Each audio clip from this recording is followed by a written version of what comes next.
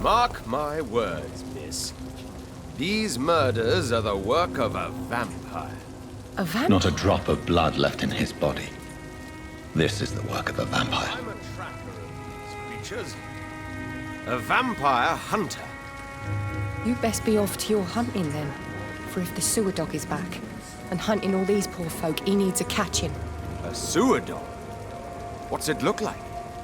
It's an old story. A monster with daggers for teeth and icy claws. He comes of a sudden, nighttime, claiming innocence, then vanishes. Teeth, claws, murders by night? Your sewer dog is my business. He's the kind of prey I hunt, milady.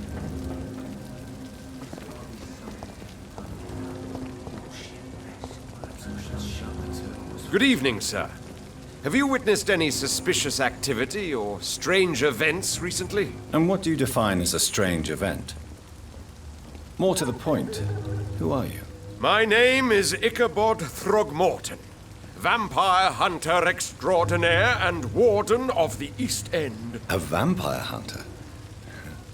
Really? I know what you're thinking. I'm just another lunatic howling at the moon, but I'm not. The bloodsuckers exist, and they're close. Mr. Throgmorton, I'm Dr. Jonathan Reed. I'd like to hear more about these vampires you're hunting. A man of science? Well, I'll be glad to enlighten you. What can you tell me about this neighborhood? Did you hear about what happened to Jack Gillingham? Poor boy. It's a shame I wasn't around to protect him. It's impossible to protect everyone. The violence seems endemic in this part of town. But it's my duty. I am convinced Jack Gillingham was killed by a vampire. These evil rodents are spreading like a plague. So, how exactly are you protecting these people? I'm curious. I patrol late at night, investigating anything unusual. I try and encourage people to stay indoors, but people are careless. How do you identify a vampire? It's simple, really. They can't stand daylight. They're afraid of garlic and holy symbols. And they also cannot enter a house without being invited. Have you ever killed one of these creatures? Yourself, I mean. Of course I have. What kind of question is that? It's a dirty business, believe me. Can I help in any way? Actually, yes. I plan to put up posters to alert the population to the vampire threat. Are you asking me to paste posters about vampires around the docks? If you wouldn't mind. If you did that, then I can focus on my patrols.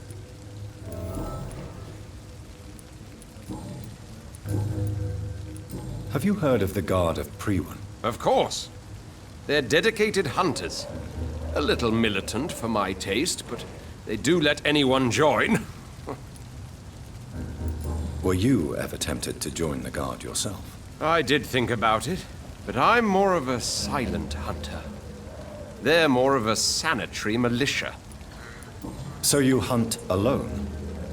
That sounds risky. Vampires are just like every other predator. They hunt when they're hungry and follow certain patterns. It's just a matter of observation and patience.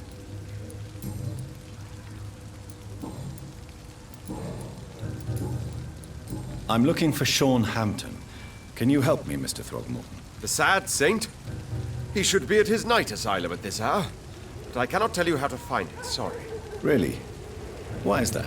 It's nothing personal, Doctor. I'm sure your intentions are good, but people who sleep there, they have plenty of reasons to hide. I could make you tell me, but I respect your refusal. You really believe Sean is a saint, don't you? All I will say is this. Gossip has it that when he was a child, he was molested. By a priest of all people. Funny thing is, though, it only strengthened his faith. Maybe at least you can tell me who could help me find him. Tell you what, go and chat with Tom Watts. He's a bartender and good judge of character. If he talks to you, then it's fine by me. Goodbye, and good hunting, Mr. Throckmorton.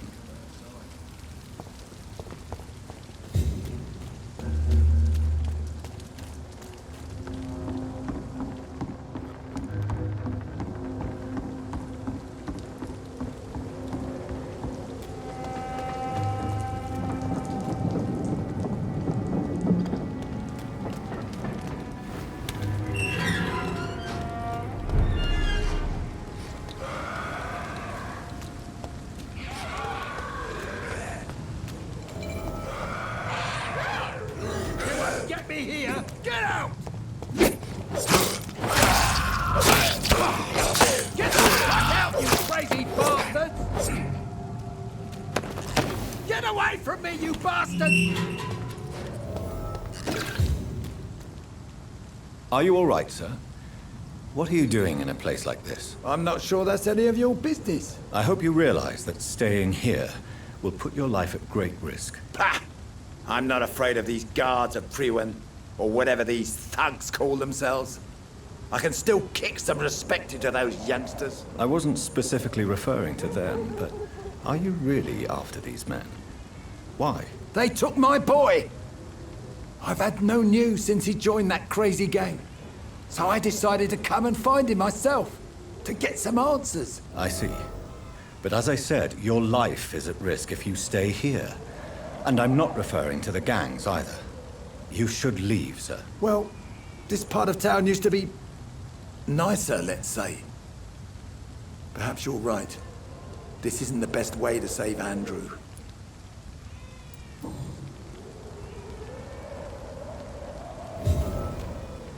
Are you sure you'll be able to reach the docks alone? Young man, I am perfectly capable of defending myself.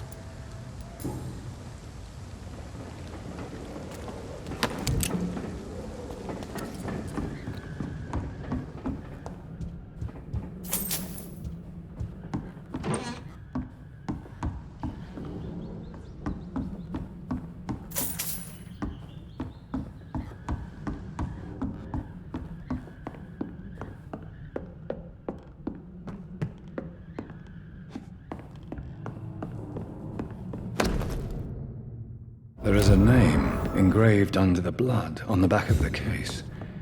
Jack Gillingham. Maybe I should return this watch to his family.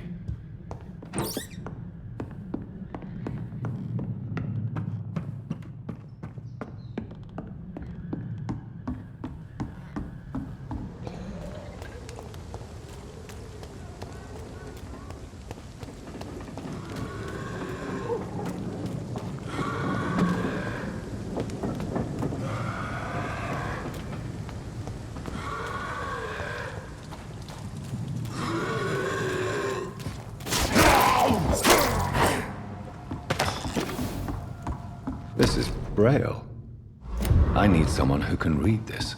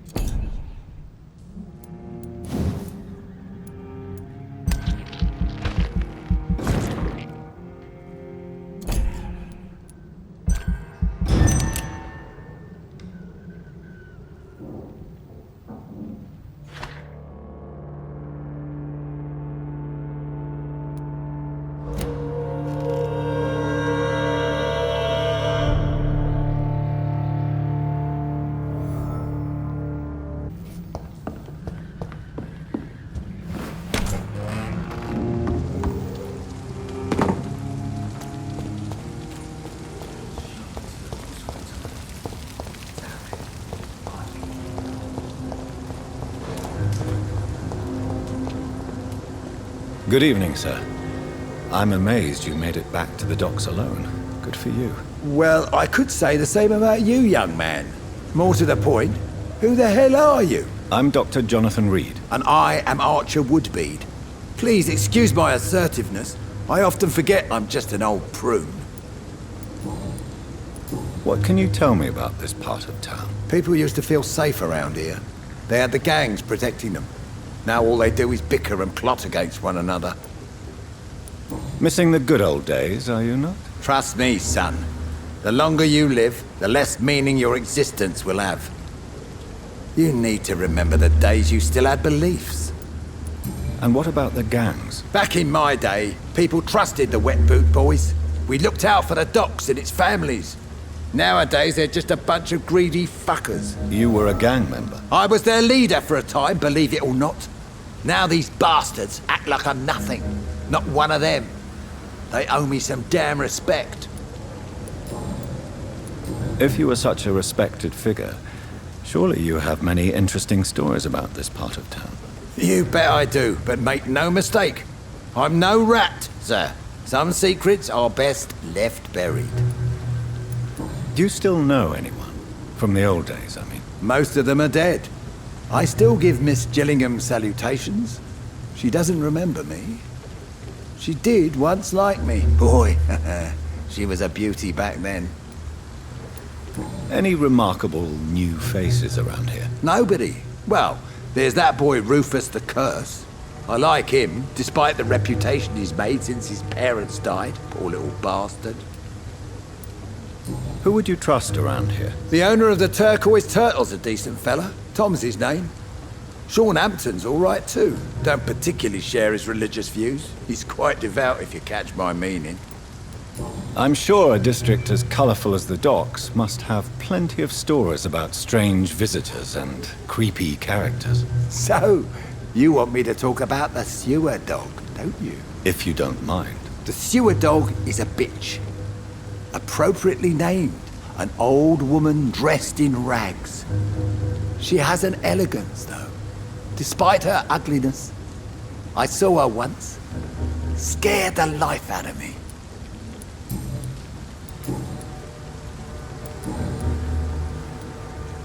Have you always been so bitter? It's not bitterness, it's poorly masked disgust. When everything turns to shit, we all have to eat a spoon or two. With everything that's happened recently, the war, Spanish flu, I must concede that these are difficult times. A few nights ago, I saw a kid eating a rat. He was right in front of one of those abandoned houses nearby, just chewing on a living rat's insides. Tell me about the Wet Boot Boys, Archer.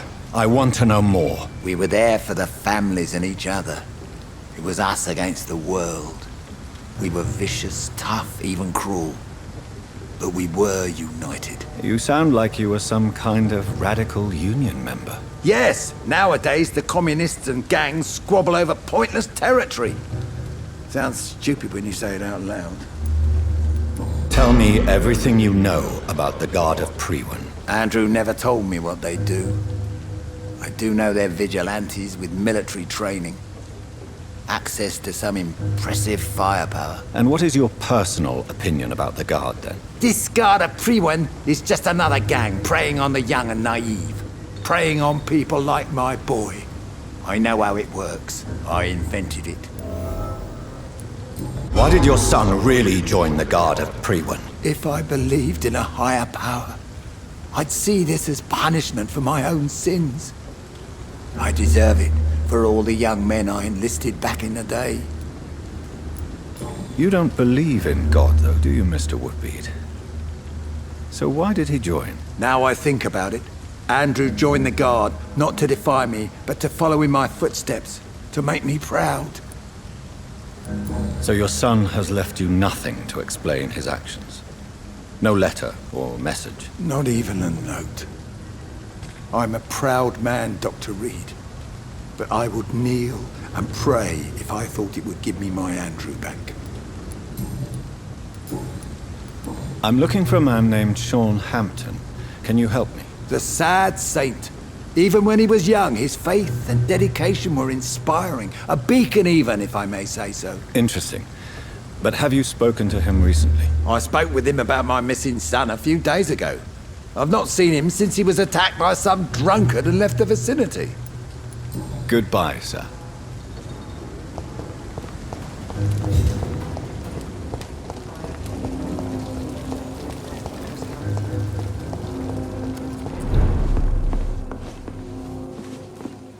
Evening, miss. Well, I never. That's a first. Customers who make that much mess rarely come back. Never mind in fancy togs. I'm much more myself than when we first met. By the way, I'm Jonathan, Dr. Jonathan Reed. Welcome back to the Turquoise Turtle then, Doctor. I'm Sabrina Cavendish. How can I help you? What can you tell me about this area? People don't appreciate that line of questioning round here. You best be more careful with what you say, sir. You look concerned, Miss Cavendish. This is a bad borough. Most people I know are afraid. Most locals will rob you blind, or worse. You best mind your step. So you and your friends all feel in danger? No exceptions? Tom's the only exception I've come across until now. But he's not like everybody else. This place seems, how shall I put it, very colourful. I'm sure it has plenty of stories to tell. We get people of all sorts here. It's that rare place in the docks where you can have a drink without being murdered. At least it's not happened yet. So this bar is neutral territory then? Yeah. Tom's convinced this is something the locals need. No one ever draws a weapon here. That's one of the reasons I accepted the job. Your boss must be quite the negotiator to force such an agreement. Yeah. Tom's a great bloke. Mr. Hampton, who runs the night asylum, he's the only other man that's able to keep peace around here. Excuse my curiosity, but where exactly are you from, Miss Cavendish? Something bothering you? What, my name? Or my complexion? Believe me, I never judge someone on their place of birth or the colour of their skin. If that's true, you'd be one of the few not to make fun of me. Just you, Tom, Dyson, Miss Fishburne, and of course Mr. Hampton. I'm sorry if I worried you. I was just curious to find out if you know this part of town well. Nosy. My dad was a sailor from Bombay, and my mum was a maid born up in Glasgow. They got married in London. And here I am. Sabrina, tell me about your true feelings for your boss. I love Tom. Not ashamed of it. Don't care if the customers joke about it, neither. Who's mocking you? I mean, we're always together. People will talk, won't they? Does Tom love you? Yeah, but he's always reluctant to take it further. It's not because I'm younger, or because of the colour of my skin. He hates jokes about us.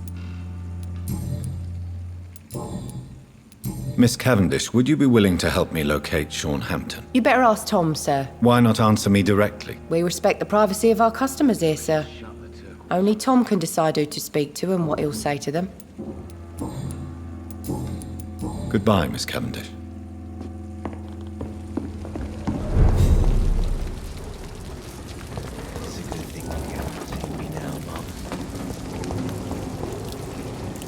Good evening, sir. Whatever. Don't you recognize me? We met a few nights ago. Don't take it personally. I spent a lot of energy forgetting what I did the night before. Yes, you had definitely drunk too much then as well. I'm Dr. Jonathan Reed. I'm Dyson Delaney. I'll try to remember you. This time. What do you do for a living, Mr. Delaney? I drink. I drink in the morning and at noon. I drink at night. And then I drink some more. Why do you drink so much? Maybe it's because I prefer dying slowly. Death can be so abrupt. Personally, I like to see mine coming at my own pace. You sound very sad, sir. That's because I am Doc. Don't you work at all? I'd love to, but I don't have the time.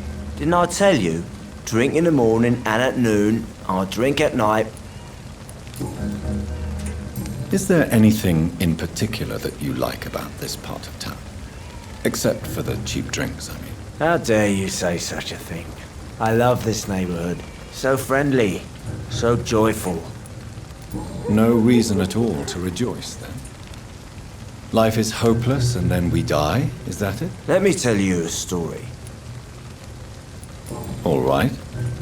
Go on. A few years ago, when I believed a resolute man could change things around here for good, a tragedy occurred nearby. What kind of tragedy? It was a bomb. A bomb that exploded and killed many people. Metal and blood everywhere. Shouts, fire, broken window of the shoe shop, the torn street light. You lost people you loved that day, didn't you? I've lost everything. But you know what the worst part is? I don't even remember where it happened. I've drunk so much to forget it. And now I can't remember where it was. I can't pay my homage to the dead. I'm sorry, Mr. Delaney. It's okay. If you ever find the place, just leave a flower for me there. Even if you tell me where it is, I'm not sure I'd memorize it. Surely you must have had dreams and expectations when you were young, like everybody else. Sure, I wanted things to change. To really change, and to change for good. The bigger the dream, the harder the fall. Sounds like you were an idealist, which is honorable. No, sir. I was an anarchist and I believed that exclusive property is a robbery in nature. I wanted a new world to rise from the ashes, Dr. Reed. Do you really think the world is that bad? No, I believe we all can choose to make it better. But most of us are too weak, too corrupt and too guilty. I failed for sure, but others will come. I want to know more about your past as an anarchist, Dyson. I'm still an anarchist, Doctor, make no mistake. I just reject violence as a tool to change the world, unlike my comrades. Do you still see your comrades, then? Even if you don't agree with their methods anymore, I mean. No. I hope they'll come to share my point of view one day. I'll raise my glass to that splendid idea. Do you believe in a bloodless revolution, then? I do not believe in much anymore, Doctor. But I'll admit I like your idea of peaceful change. I like it a lot.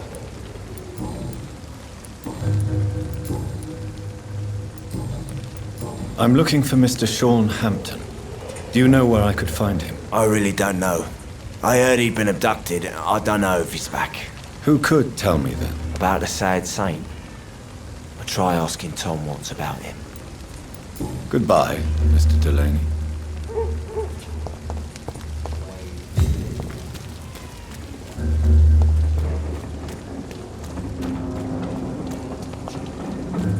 Foolish girl and her pretty principles. She's got no idea who she's... Good evening, miss. I am Dr. Reed. May I ask you a few questions? Who are you? What do you want? As I just told you, I'm a doctor. From the Pembroke Hospital, actually. The Pembroke Hospital, you say? I ain't paying any bill left by Clay. I'm not here to collect payment, miss. Miss Edwina Cox. So what do you want then? Fancy buying something from me, maybe? What can you tell me about your work? I'm a businesswoman. I buy and sell things, and I send my wet boot boys after anyone who don't play nice with me. Gang member and shopkeeper. Can't be easy running double shifts. If you're interested, I may find use of a doctor who can freely walk across the city, you know. You're quite blunt, aren't you? I like people who know what they want and say what they think. This is a time of great opportunity for those ready to embrace their destiny. I'm not interested in a career in the criminal underworld, Miss Cox. Fair enough. Stay away from us then, if you don't want to get hurt or worse. Since my return from the war, I don't feel that concerned by threats, knives, or even bullets, if you must know. That's exactly what that stupid trade unionist claimed after he attacked one of us. Booth and I reminded him a bullet beats words every time. You still use your husband's name, Edwina. Why is that? Why shouldn't I? He may be a bloody bastard, but I'm still his wife and his name means something round here. You never paid him a visit at the Pembroke Hospital, did you? And I don't intend to. In Clay's case, I'm not against a medical mistake or a little help from the Spanish flu. What can you tell me about this part of town? You can't trust anyone around here. As soon as you lower your guard, you can be sure some arsehole will take advantage of you. Really? Don't you think that's a little bit excessive? Bastards, all of them. This region only responds to violence and threats. You sound like you're thinking of somebody in particular. Take the gravediggers of Southwark. They must pay me every week, but it looks like they forgot who gave them permission to steal from the dead. Looting corpses in a mass grave. That is a new low. Whatever. Hey, since you're a doctor and all, maybe you can access that forbidden area and remind those bastards what they owe.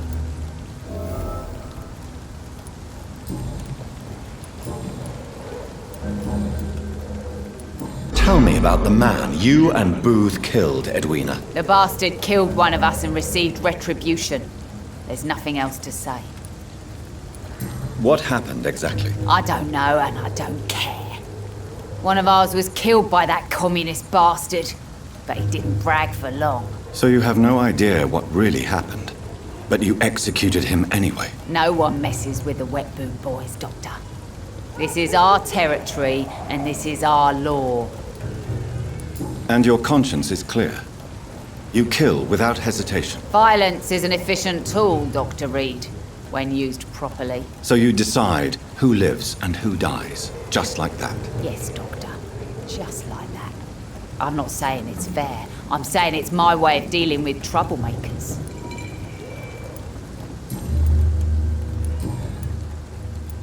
I'm looking for Mr. Sean Hampton. Do you know where I could find him? The sad saint? I heard he was mugged or something. Yes, he was.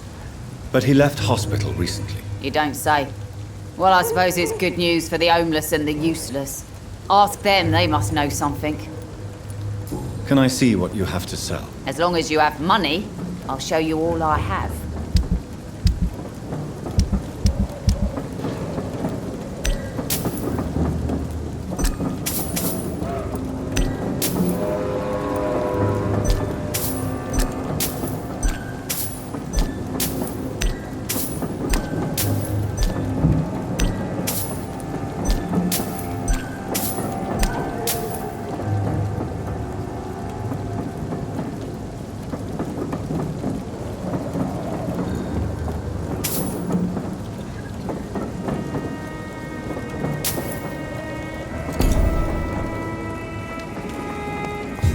Without the wet boots keeping things straight, these parts To what the idiot had to say first.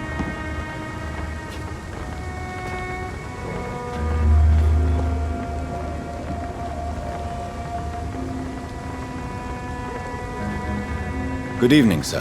Who the fuck are you? Don't you see I'm busy here? Dr. Jonathan Reed, that's who I am. And who are you? Ah, some fancy gentleman we've got here. Clear off. We don't want strangers on our streets. So you won't tell me your name, then? The name is Booth Digby. Maybe I'll ask my boys to break one or two of your bones, just so you remember it. Are you some kind of vigilante patrolling these streets at night? Something like that, but the police aren't in charge here. We are, see? So you're a concerned criminal, is that it? Using funny jokes about me and my boys, are you? Fuck. You must have some balls. I saw many men like you during the war, Mr. Digby. Greedy little cockroaches who feed on despair. I could kill you for saying that. But, nah. You've been a soldier. I can respect that. So, tell me about your gang, then. What? Have you got a death wish? You really want me to answer that? Well, yes. You seem so proud of your status. Why not tell me who you're working for? Oi! I'm the boss, all right? The Wet Boot Boys work for me. All of them.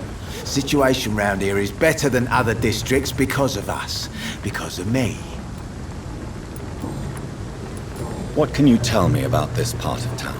Things ain't that bad, thanks to us. We give people what they need, and we control this borough. Well, you're not doing a very good job. People are still dying here like everywhere else. Yeah, well, we can't be everywhere all the time. And Edwina says if we can find more guns, we could be more efficient. More efficient? Really? You should probably tell Edwina that guns are useless against diseases and infections. Incredible. You know what? You're lucky she can't hear you right now. She's more smart than patient. My sweet queen of the docks.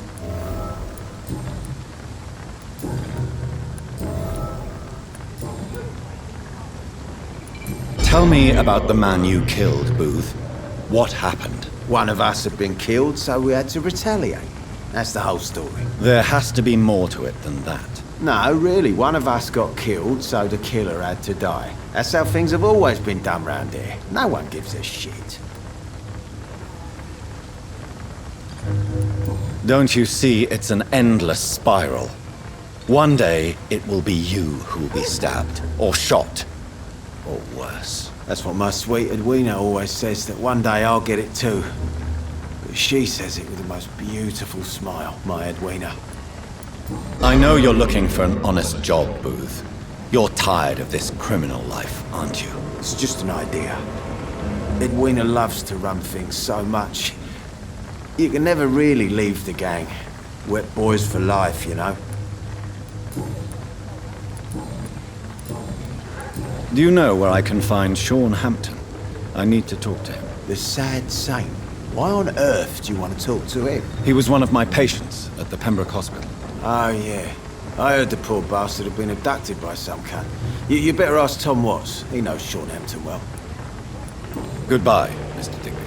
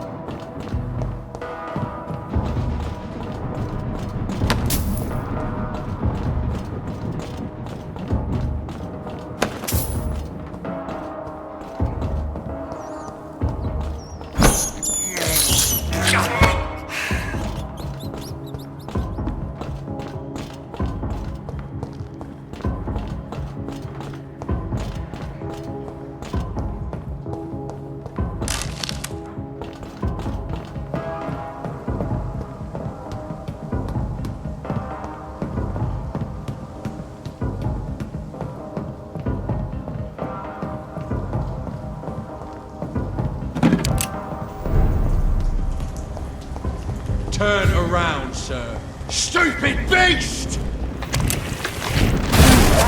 Christ! He's dead! You filthy fucking beast!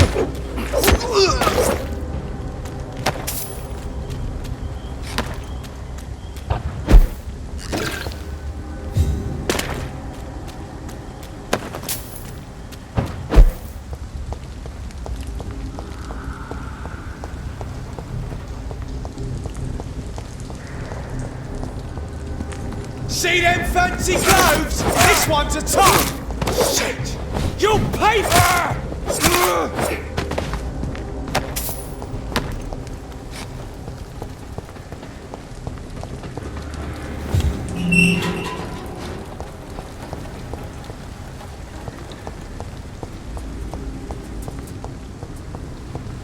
Yes.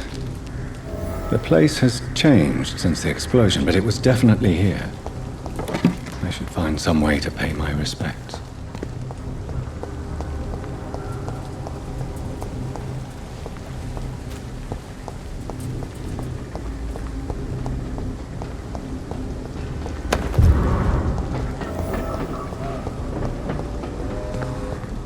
May all who suffered from this tragedy find or rest in peace.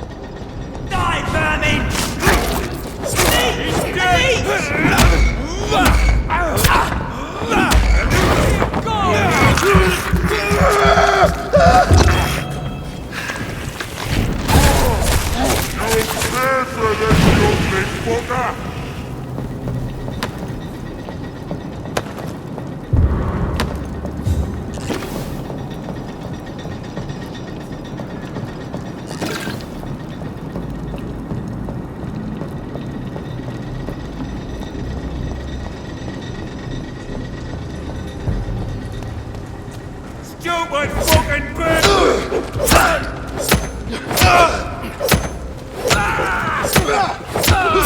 Take a tackle!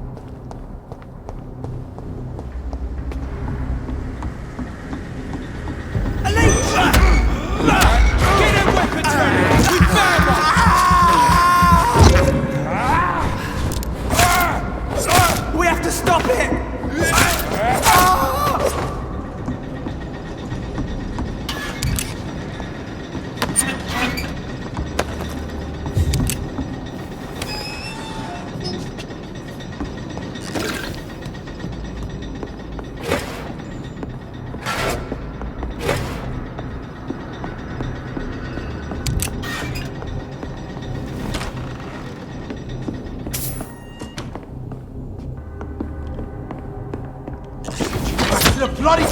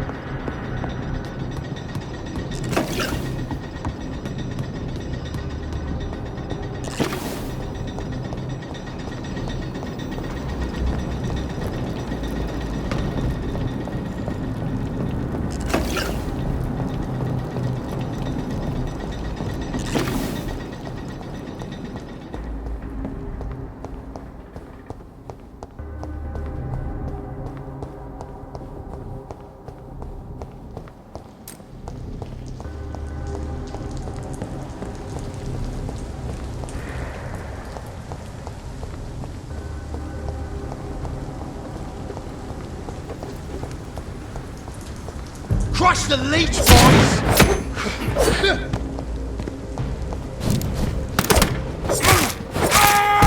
Pay for this!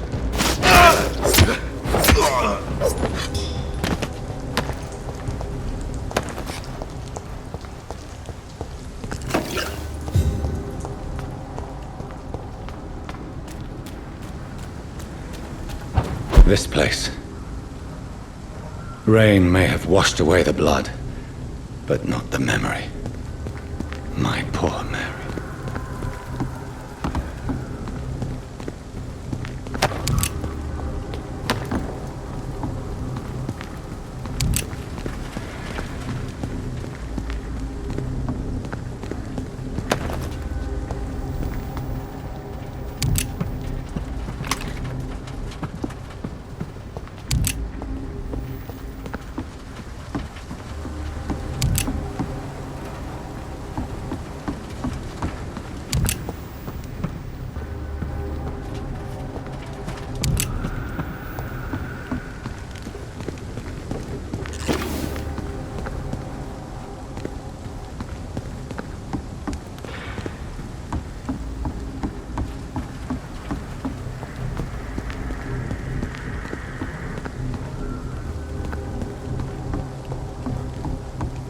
This is my watch. Damn grave robbers.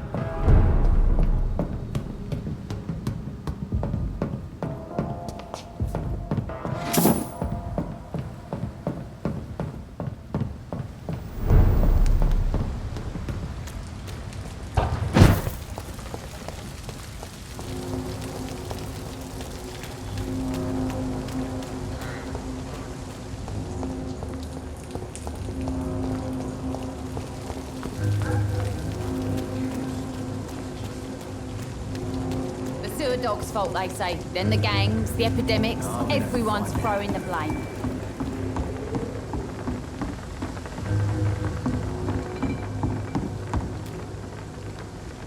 You again. What do you want? I know you believe monsters are real, Booth. They are. I know, I saw one, but no one believes me. Tell me what you saw. It was a few years ago. Clay Cox was still the boss then. He'd sent me to the shipyard to find out who was stealing tools and ropes at night. Go on. First I thought it was an old lady with a limp. It looked frail and crooked. Then I saw it grab a bloody beam and lift it like it was a stick. I shouted. It looked straight at me. Do you know what it was? It was all eyes and long teeth, but I couldn't see its face. I shot at it when it moved towards me and I hit it. And then it jumped and vanished in the shadows. You could have imagined all that. These docks can be so gloomy at night. With the fog and the wind and the boats creaking. No, Doctor. That night I saw the fucking sewer dog for real. It's not a beast like the stories say. It's the ghost of an old woman. Bullets can't stop it. No one believes me. Are your friends mocking you? Even Edwina told me once to never speak about it, but I know what I saw. And it wasn't a human. Not human at all.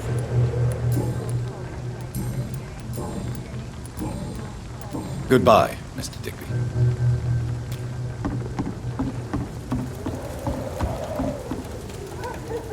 Good evening, Miss Cox. Hello again, Dr. Reed. What do you want? Booth Digby looks at you with love-struck eyes. Tell me, Edwina, is the feeling mutual? You have no idea how refreshing it can be for a woman to receive all the pleasure she needs. For once. I'll take your word for it. What is it, Doctor?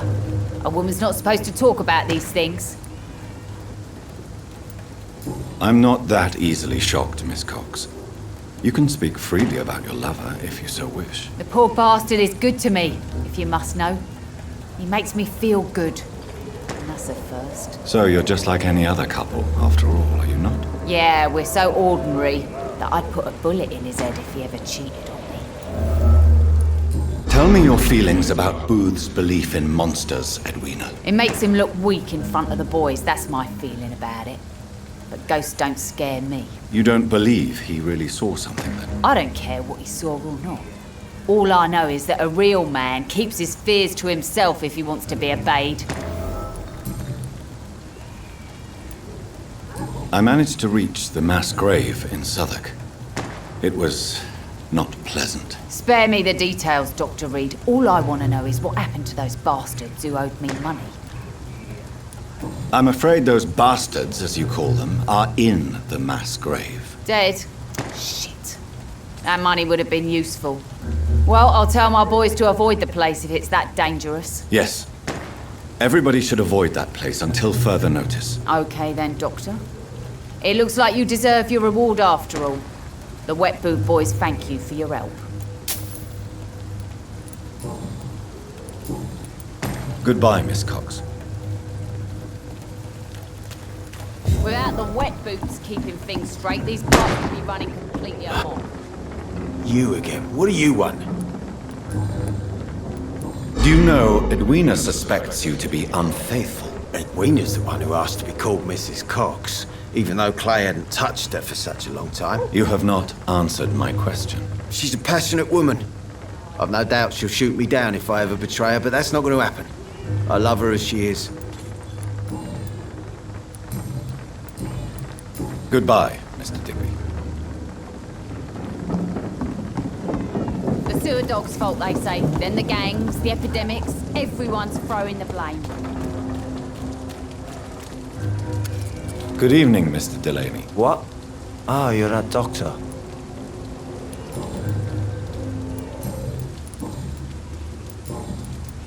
I found the location of the explosion, Mr. Delaney. I placed a flower for you where it happened. Just as you asked. Really? That's so kind. I never thought someone would... Well, thank you, Doctor. It's nothing, really. And I'm sorry for your loss. What? No, I didn't know them. No car was supposed to park there that day. Stupid bastard, why did he park there? You're the man who hid that bomb. I don't want to talk about it. Leave me alone. I sense your guilt, Dyson. Why is that? Did you not think violence was an acceptable political tool? I still believe our fight was just. By killing an innocent couple who were just at the wrong place at the wrong time. No way. That bomb also killed you that day, don't you see? You just die a slower death, drink by drink. I know. Maybe I deserve judgment. Until that day, I'll just be Dyson the drunk, not Dyson the murderer. I want you to remember the bomb, Dyson. Tell me about it. No. I don't want to remember it. Why use a bomb? What were you trying to destroy? The Dawson & Dawson ammunitions factory. A symbol of violence against the people. My group wanted to destroy it to send a message. The victims. They were not the target then. I spent so much time figuring out the perfect moment. I used a short fuse. No car had ever parked there. They all died.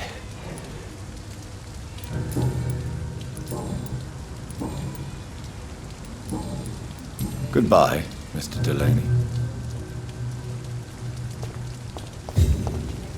I hope I live long enough to see them get through one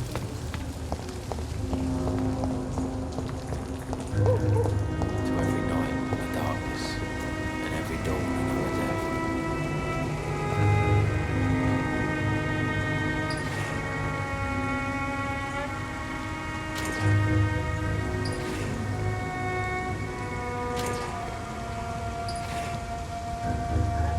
Hypocrites all, maggots and liars.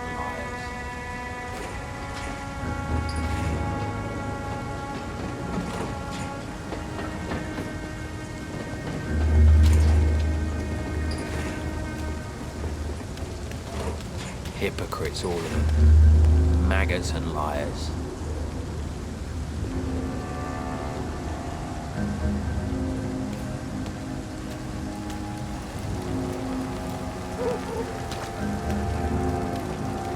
To every night a darkness, and every dawn another death.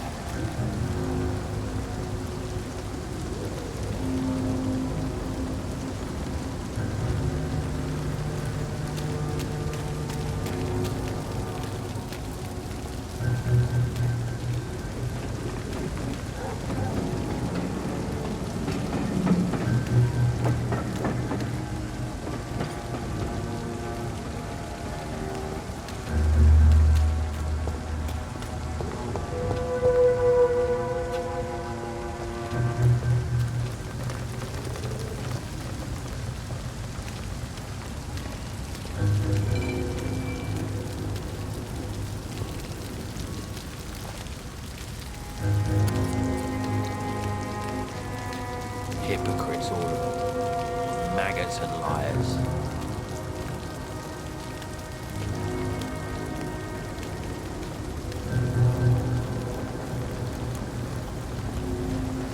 To every night a darkness, and every dawn another death.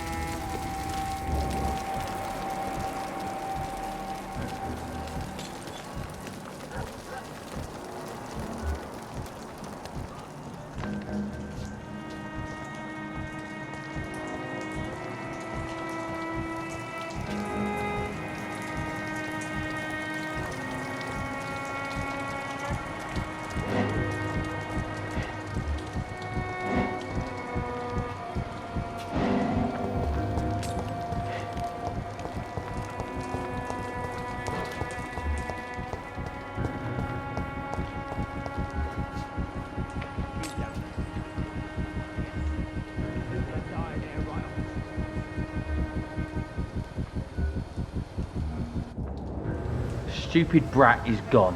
Good. I was tired of the maggot always hanging around our house anyway. My God, Seymour. Have you hurt the boy? Of course not. Why do you care so much about that cockroach?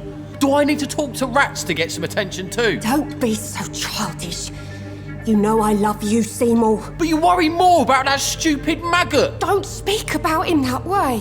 Rufus has always been the kindest boy. Yeah? Unlike your real son, right?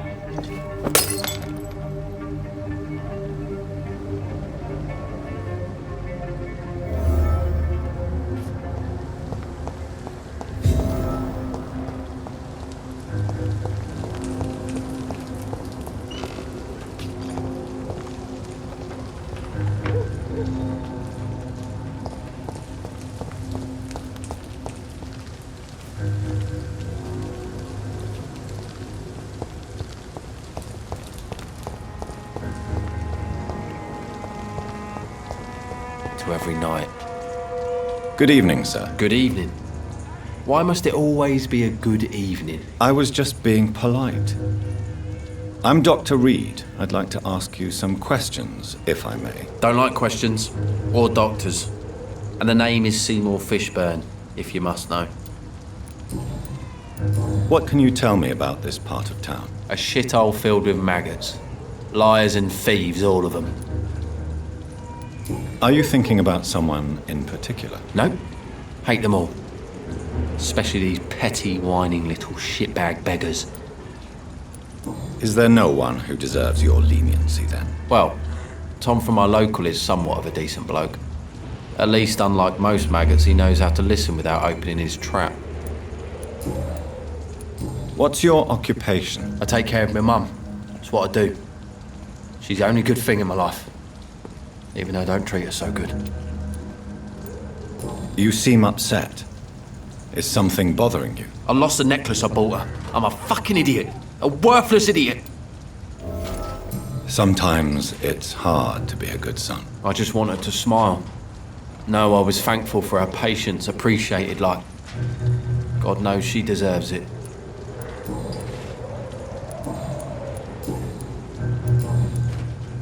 Any chance you can help me find Sean Hampton? The sad saint.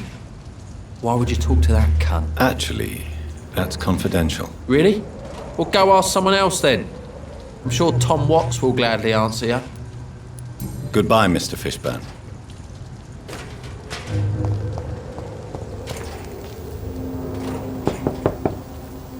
Good evening, madam. I'm Dr. Reed. Could I come in? Why? What do you want? I work at the Pembroke Hospital. I'm investigating the flu epidemic in this area. Oh, the Spanish flu. Well, that's quite liberal of you, Doctor. But this is no time to be knocking at people's doors. The disease takes away the good people too, madam. Why not let me in? It's Mrs. Fishburne. Stella Fishburne. And yes, indeed. Why not let a doctor in? I'm not sure the epidemic is what worries people most these days.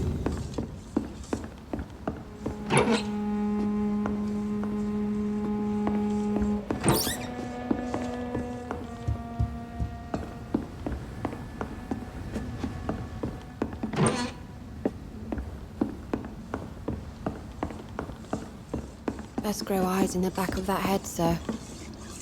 So you have questions about the flu, then? Yes, among other things. Forgive my rudeness at the door. It's just my son doesn't like strangers coming in the house. How is life around here? Life has always been hard in the East End. But it's everywhere nowadays, isn't it? Do you think the increase in violence has anything to do with the epidemic? Don't know. But it's most likely linked to the gangs, if you ask me. Recently, it's like everyone has had to pick a side. Violence has always fed on poverty, don't you think? It's a cruel law of the human condition. And selfishness is their rotten fruit. These days, you can just die in the gutter and no one will bat an eye. May I ask what you do for a living, Mrs. Fishburne? Since my husband died, I worked at the Dawson Rope factory, but it closed before the war. I occasionally help at the night asylum, in exchange for food. Did your husband die in the war? Oh no, my Jack was a docker. He died when my Seymour was just a lad. The poor boy saw his dad slip and fall from that scaffolding. How do you pay the rent, then? My Seymour works at the docks, just like his dad. He's very attached to the house he grew up in. It's not always easy, but we get by all right. I'm trying to locate Mr. Sean Hampton. Do you know where he could be? You talking about the one everyone calls the sad saint? The man who takes care of the homeless? The very same, Miss Fishburne. I'm sorry. I don't know where his shelter is. But if you ask around, I'm sure you'll get your answer. Goodbye, Miss Fishburne. Take care of yourself.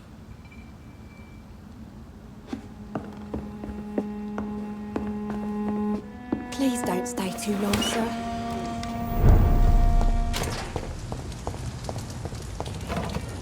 Hello, boy. Hello. Good evening. Did I scare you? You have nothing to fear from me. No, it's just that people prefer to avoid me. Well, I won't. I'm a doctor. My name is Rufus, sir. Rufus Kingsbury. What can you tell me about this region? It's all about staying out of trouble. But since most people prefer to avoid me, it's pretty easy. Why do people avoid you? They call me Rufus the Curse. Around here, I'm a bit of a bad luck charm. Have you ever thought about leaving? Where else would I go? At least I know these streets and some people around here. This is my city, for better or worse. What do you do around here, Rufus? I listen to the news on the docks, sir. And I smile at those kind enough to spare me a bob. Do you have a job? It's hard to work, what with my head and all.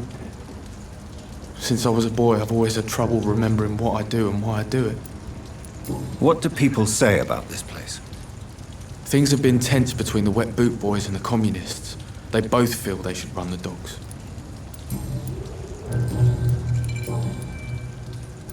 Are you alone?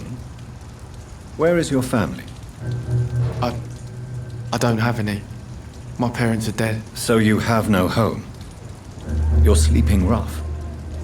No. I mean, yes. I live on the streets. I have no home. You should be careful, Rufus. There are things that lurk in the shadows of this city. Things that prey on the lonely and the desperate. Well, I've known worse. I'm not all alone. I have Mrs. Fishburne. She's been very kind to me. Why do you think she's so considerate? I can't say, sir. I guess she's a good soul. Sometimes it's like she replaces the mother I lost, even if we're not related. Rufus, tell me what you really think about Seymour Fishburne. Seymour, he just scares me. A lot. Actually, he scares many people round here, even big fellows. You mean his brutality is infamous, even in this shady part of town? That's impressive. Yes, sir. How someone like that can be related to Mrs. Fishburne, well, it beggars belief. The patience of a mother for her child knows no limits. None of us would be here otherwise. You're right. And I certainly didn't mean any disrespect to the woman who takes such good care of me. Do you know a man who lives in this part of town? A man named Sean Hampton. I'm looking for him. Sorry, sir. I don't know a lot of folks around here. Most prefer to avoid me. Well, I don't think you should talk to him. He may be very sick. Thanks for the tip. You might want to check the Turquoise Turtle. It's a pub not far from here. The barkeep knows everyone in these parts. So long, Rufus. Be careful. Take care.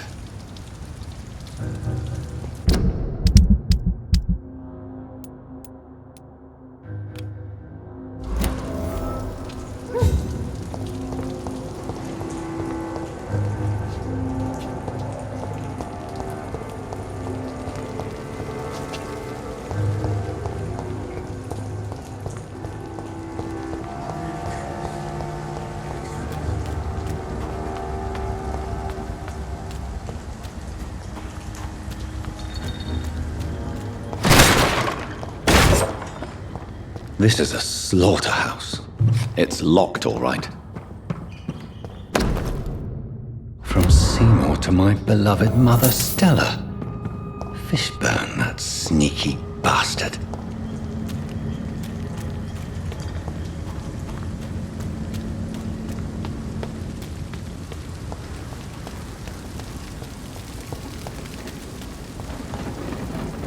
Good evening, Mr. Fishburne. Yeah. Seymour, why are you scaring young Rufus? I don't like his act that gave me mother's trust. I don't like it at all. Little bugger was like a fly around shit.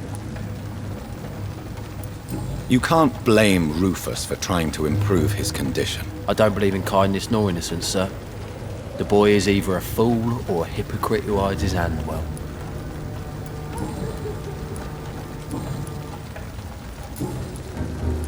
I have retrieved the gift for your mother, sir. Great. Give it here then and take this for your trouble. I also found the corpses. The ones under which you left the necklace, Mr. Fishburne. Ah, so that's where I left it. I can be a bit stupid sometimes.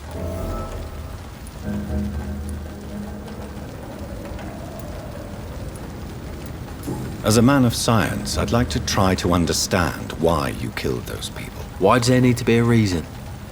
They were just there. It happened. That's all. You're not a mindless animal, Seymour. Surely you have something to say about these murders. Speak up and I will listen without judgment. Could be right, Dr. Reed. Maybe it'll do some good to confide in a gentleman like you. You being educated and all.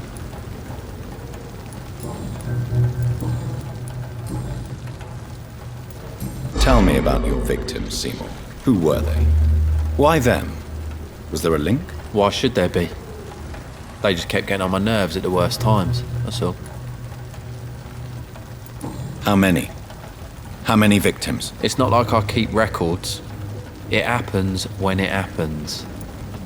You feel nothing, do you? No empathy for your victims at all? You seem pretty calm yourself, don't you? We're not talking about me. All right.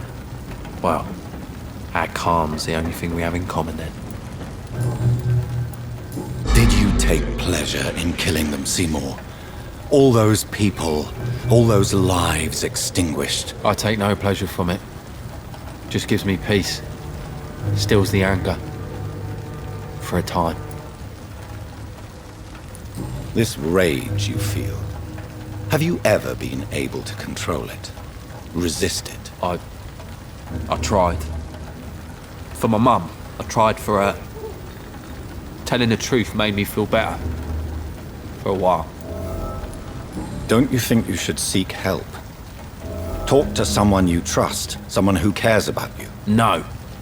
And don't dare speak about me to your colleagues either. Keep your mouth shut tight. Especially about my mum. Why is your mother protecting you, Seymour? I'm her son. She's the only one who knows me. Sometimes I think she knows me better than I know myself. I understand you love her, but can't you see the awful situation you've put her in? Do you think my mum would have a better life if I were dead? She seems so sad to know me sometimes.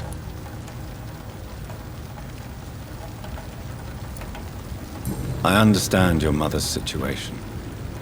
Obtaining justice at the price of betraying her own flesh. It's quite a dilemma. It might be my mum's wish that I end up swinging from a hangman's noose. But she wouldn't want to be the one who ties a knot round my neck.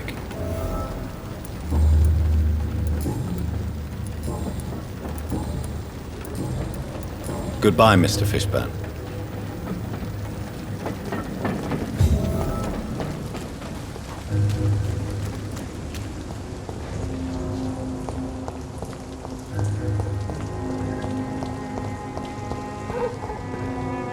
Evening, Rufus. Evening, Mr. Reed. So long, Rufus. Be careful. Take care.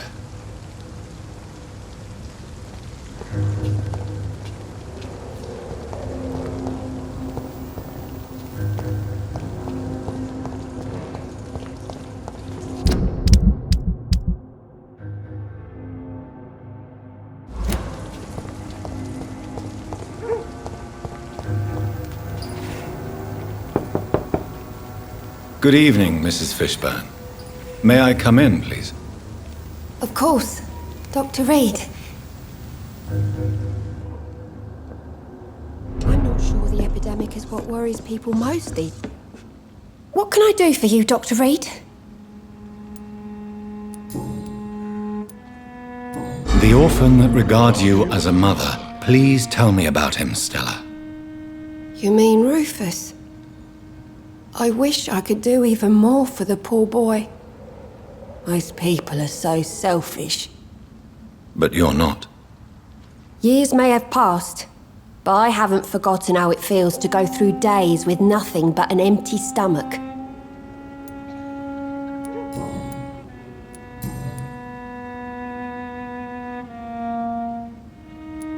Your son's gone way beyond simply bullying people. He has a taste for blood, and you know it, don't you, Stella?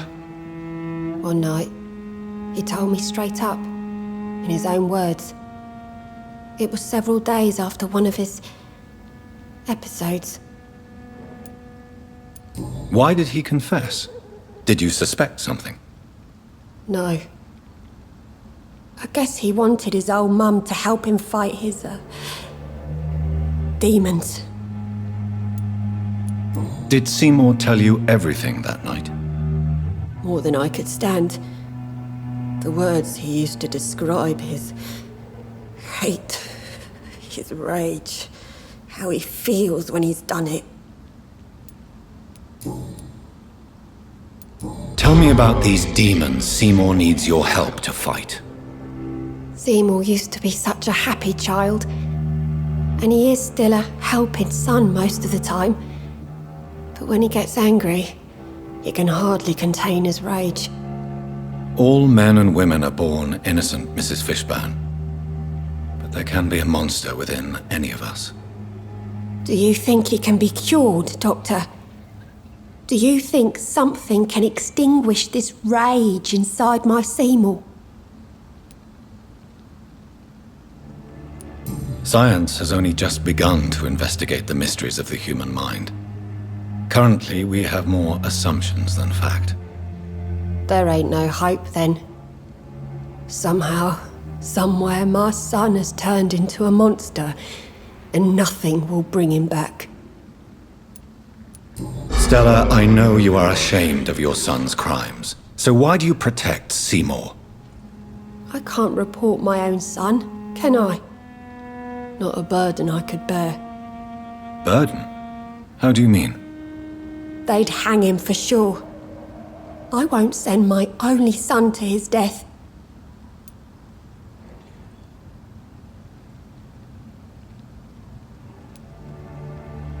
I'm convinced you raised Seymour the best you could. You're not responsible for what he became. If someone ever found the courage to speak to the police, I will take my share.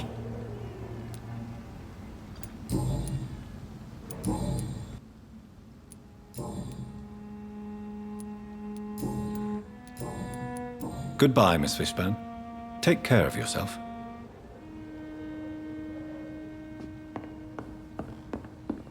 Just grow eyes in the back of that head.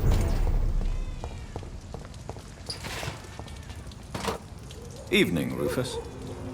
Evening, Mr. Reed. So long, Rufus. Be careful. Take care.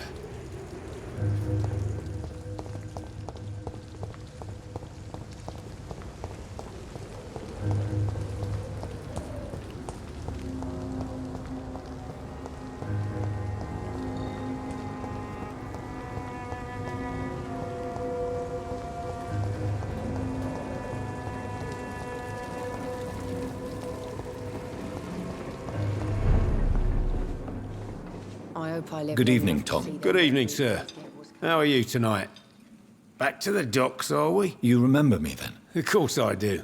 You're that man who seemed so lost when he entered my bar a few nights ago. Thank you for your hospitality.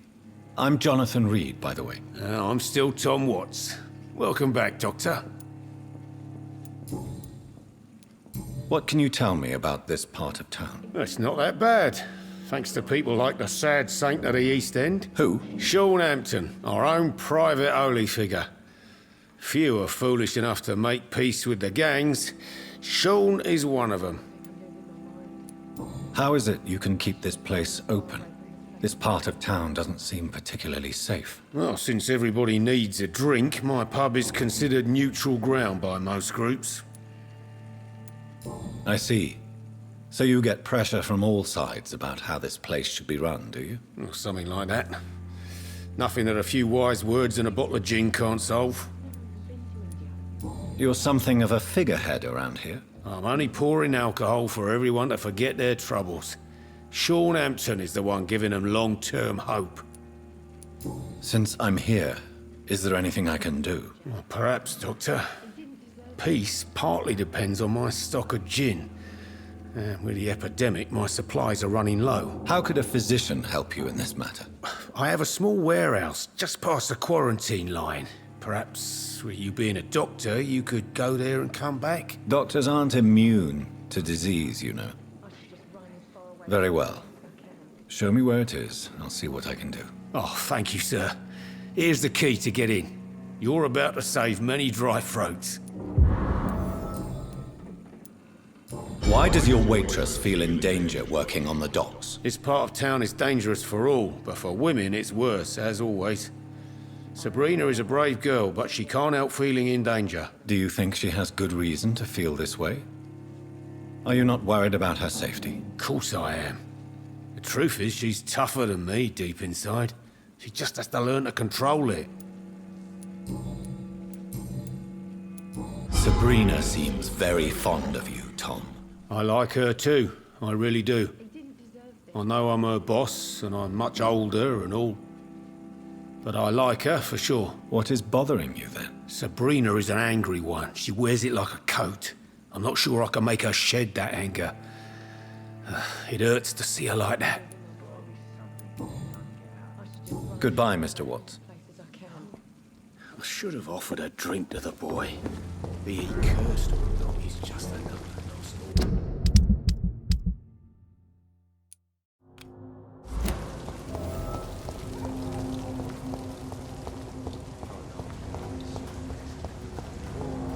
Wars never really end.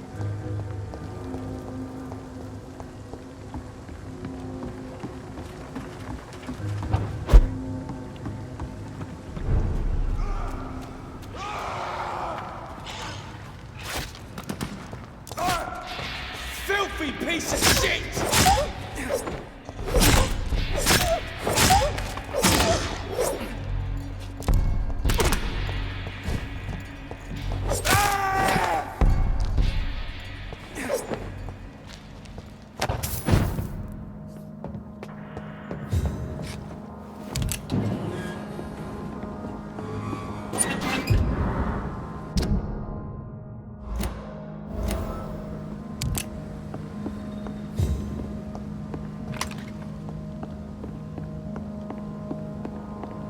Tom has so much alcohol, he could keep this district afloat for quite some time.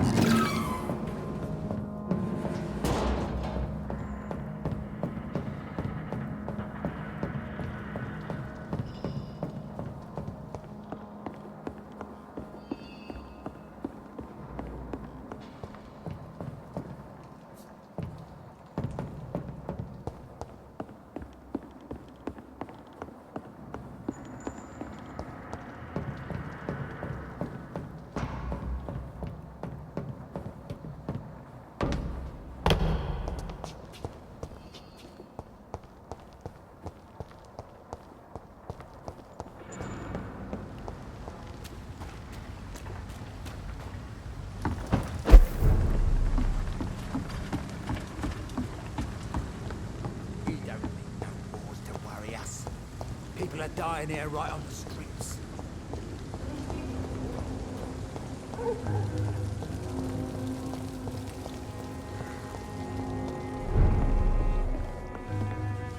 Welcome back, Doctor. What can I do for you?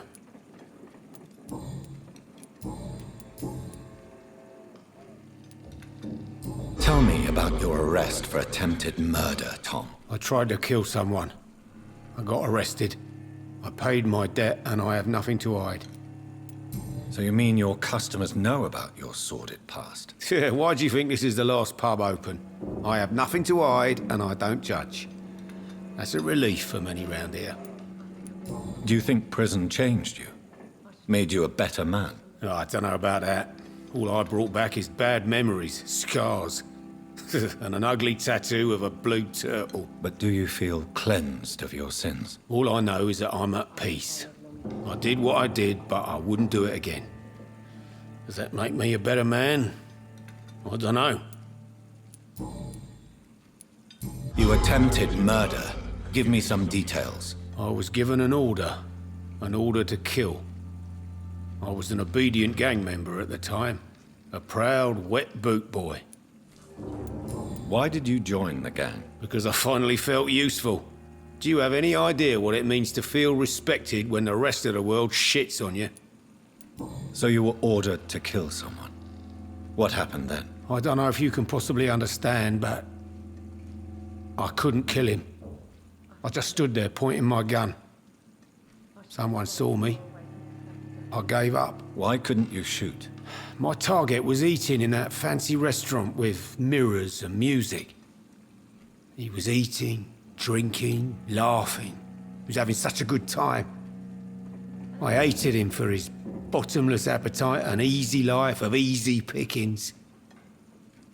And then something happened. You refused to kill him because you wanted to feel some of that happiness yourself. You empathized with him. Exactly. The man was a bloody landlord who rented overpriced flats. A selfish bastard. But he made me smile. And I was no different from him.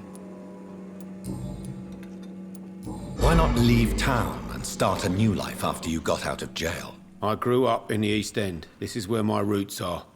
This is where I want to help others and die, eventually. Do you think the docks will always be a hive of scum and villainy? As long as poverty and fear run the show, I don't see how it would change. Misery loves company, as they say. Don't you feel threatened? Staying in such a violent and criminal neighborhood? I've made peace with my violent past, Dr. Reed. I may not be a pacifist, but I'm not angry anymore.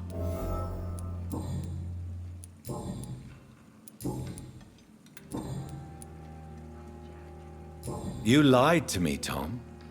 Your warehouse wasn't empty. It was inhabited with armed vigilantes. I'm sorry, Dr. Reed, but I thought those Prewen guards would be willing to let someone like you pass without trouble. That was devious of you, Tom. Next time you can bloody well go yourself. I apologize, Doctor, but it's just that I prefer to avoid the law, its enforcers, and all manner of thugs in uniform. Here is your booze. I hope it will appease your customers. Just try not to kill anyone with this poison of yours. Believe me, Doctor, most of my customers are less agreeable when sober. Tom, I need to find Sean Hampton as quickly as possible. I've been told you could help me. I heard the sad saint was recovering at Pembroke Hospital. Did he leave or something? I believe he returned to his flock. Can you confirm that? Oh, I bet you're right. Sean can't help but worry about the poor and sick. Oh, I guess it has something to do with what happened to him as a baby. Please, tell me. Well, I don't like to gossip, but I heard that the sad saint was abandoned as a baby in front of a Catholic orphanage in Dublin. That would explain his faith and need to help everyone. The important thing is I find him, quickly. Why not try his night asylum? He takes care of those who need a meal or a roof there. Where is it? It's in an old warehouse, northwest of here. Just follow the bank to the west and go north when you reach the end of the pier. Goodbye, Mr. Watts. Perhaps I should shut the turquoise for a time. You still working at this hour? That's what I call dedication.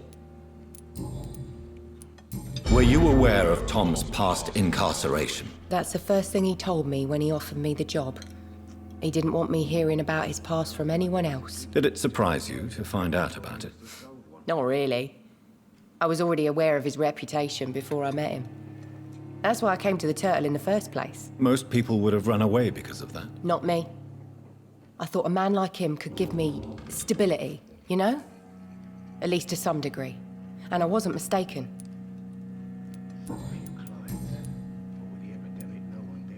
Tell me, Sabrina, do you really believe Tom has renounced his life of crime? He proves it to me every day he tells the truth. Tom Watts is a good man. One of the best. And you don't think he might fall back into his sordid ways? We can all do terrible things, Dr. Reed. And we never know what we're really capable of until it's too late.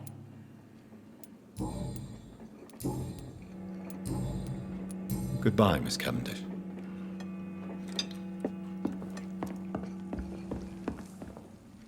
Welcome back, Doctor. What can I do for you? Goodbye, Mr. Watts. I think I'm losing my mind. I should just run as far away from this place as I can. Now everything seems done.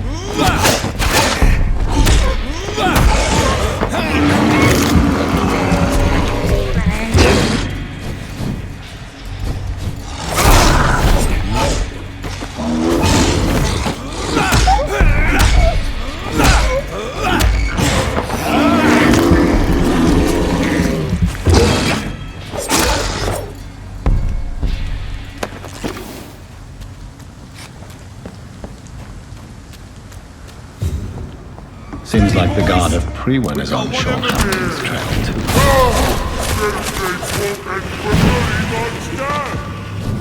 Want some of this?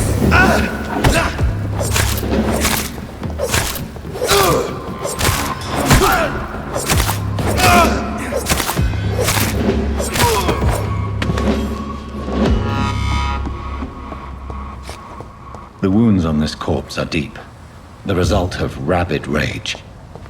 If this is Sean's doing, he's become a murderous beast.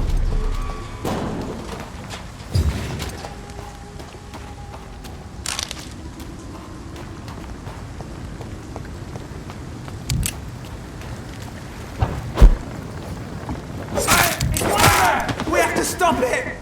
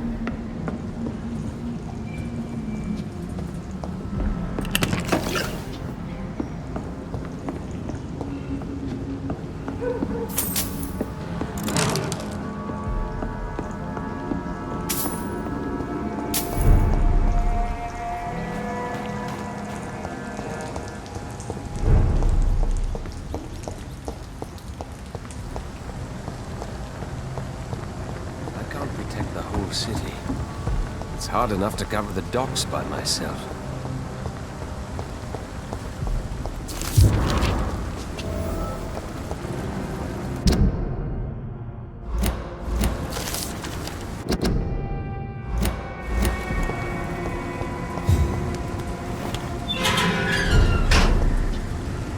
Vampire kills and utter silence.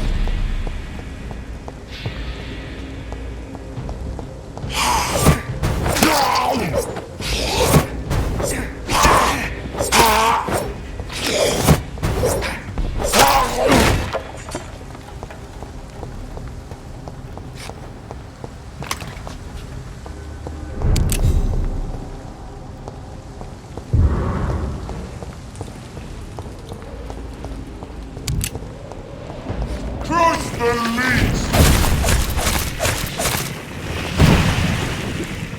Away with you! Anything fucking please! Informing London's inhabitants of the presence of vampires. What does that make me? A double or a triple agent?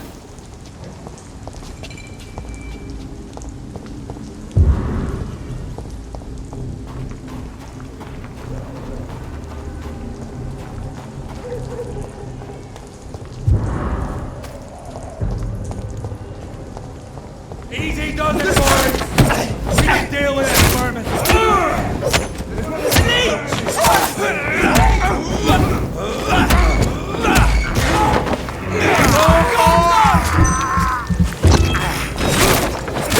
Stop it!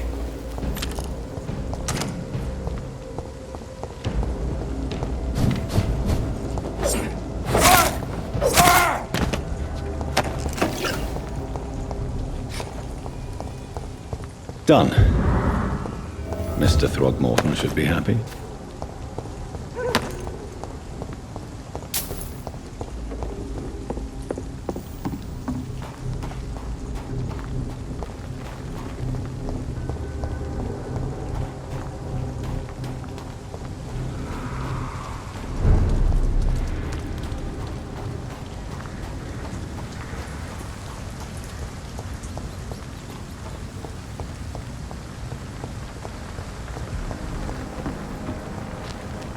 Good evening, Mr. Throgmorton. Dr. Reed, can I be of any assistance? Have you noticed anything suspicious lately? I put up your public service announcement. Consider the common folk warned about the vampiric presence. Thank you, Dr. Reed. You may not realize it, but you saved a great many lives today. Do you really think they could be useful? See the sad saint of the East End? How a single man can help so many people?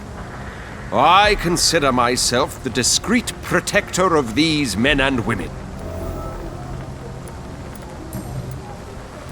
Tell me, Ichabod, why do you consider yourself the protector of Sean Hampton's shelter? He is a truly inspiring example. Dedicated, pious. His shelter is open to all, whoever they are. Most admirable. Goodbye, and good hunting, Mr. Throgmorton.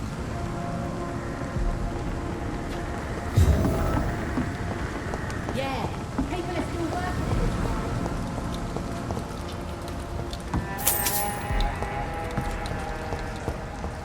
Come and have a gander.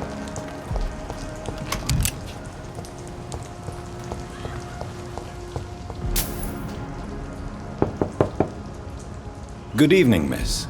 I'm Dr. Jonathan Reed. May I come in? I already took my medication, Doctor. But thank you. I'm sorry. Your medication? Have we met before? Don't tease me like that, Jack. Sorry, what? I think I should come in, miss.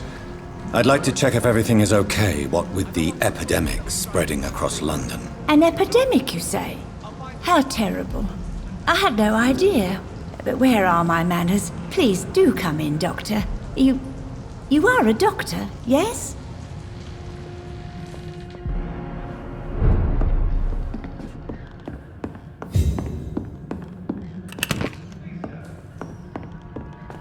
It's locked, all right.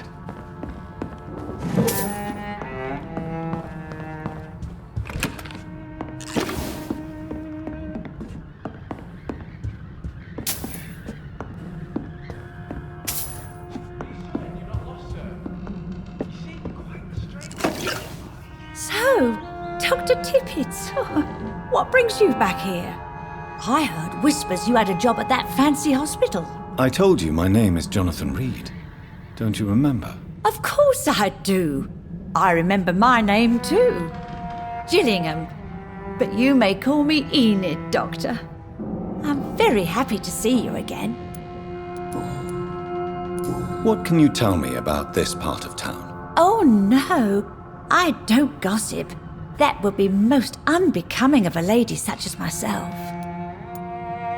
Is anyone taking care of you, Miss Gillingham? My son is always here to take care of me. He's a good boy like that, but I do worry that he needs to start living his own life. I would never say that to him, of course. Who are the more influential figures on the docks? Well, I heard about some terrible illness going around. I would say in that case that it's you, Dr. Tippett. Enid, have you really no idea what happened to your son? No idea at all? I've not seen Jack for so long. I lose track of time. Has something bad happened to him? Don't worry. Jack will come back. Yes, he will. It won't be long before he's back. He must be out there somewhere making money. Yes, that's what he's doing.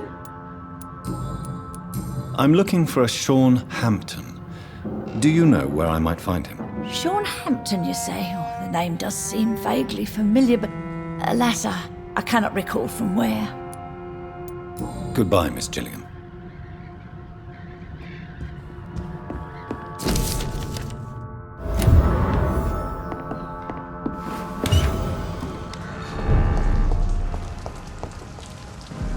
Good evening. I'm Dr. Reed. Do you need any help? Rest assured, I will help you, sir. Martin Nightingale, at your service. Please, take a look at my wares. Your merchandise. I don't really see anything worth having. No offense. None taken, sir. But please, I need to eat. Perhaps if you keep looking, you'd see something that takes your fancy. Let me be frank. You're as much of a businessman as I am a werewolf, right? Who the hell are you to question me? It's hard enough to stay clean when you don't have a place to sleep. I'm doing my best here. I meant no offense, Mr. Nightingale. I was merely pointing out the fact that you're unlikely to survive long if you continue wandering this path. And what should I do then, sir? Should I join the Wet Boot Boys like so many others? No thanks. I'd rather be a bad seller than a dead gang member. What can you tell me about the neighborhood? Have you got any friends around these parts? Not really. Miss Gillingham smiles and says kind words, but I know she's lost her marbles, especially since her son died. Tell me about this crazy woman. Madness is often mistaken for other conditions. The poor woman's mad, all right. Kind and all, but she has so much trouble remembering things. She's taken me for a son more than once. How interesting. I don't suppose you know what happened to her son. Jack! Rumour has it he tried to tackle some gang lads. I didn't know him well, but I heard he was a nice enough chap. His old ma still thinks he's around. Why not try seeking help instead of peddling your wares? I'm sure there are people around here that would gladly help. There's always the night asylum. Heard it's run by a very nice man, but I'm no beggar. Not yet, at least. There is no shame in asking for help, my boy. Sometimes it can even be the best course of action. I don't feel okay with that. I'm gonna make a name for myself, and I'll do it by myself. I'm looking for Sean Hampton. Can you help me? He's a caretaker for the poor, is he not? Something like that, yes. Sorry, I don't know where he is. Show me what you have to offer then, Mr. Nightingale.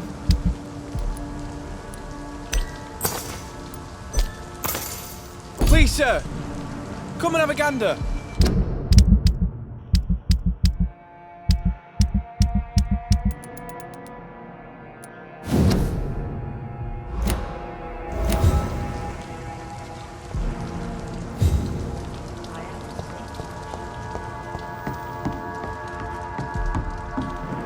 Are you certain you're not lost, sir? You seem quite the stranger to these parts.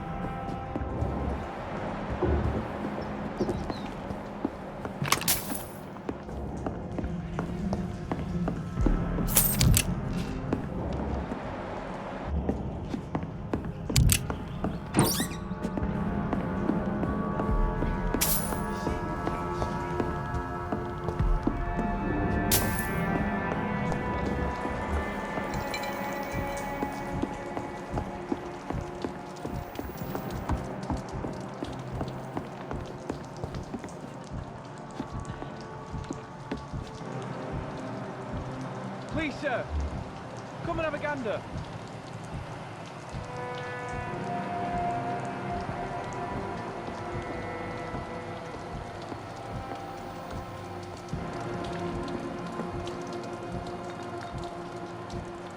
I know I've got something that'll strike your fancy. If not, I'll find you something.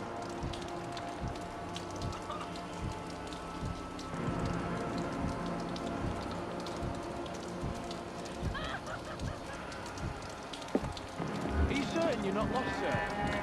You seem quite a stranger to these parts.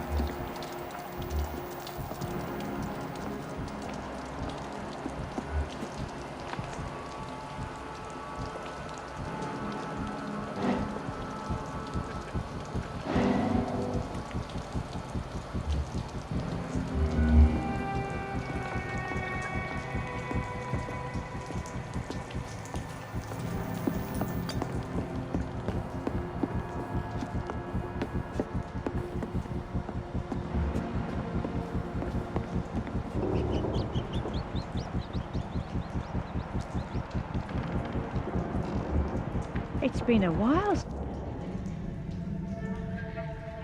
I'm sorry to say, but you haven't yet paid me for the clock I brought you last time. The clock?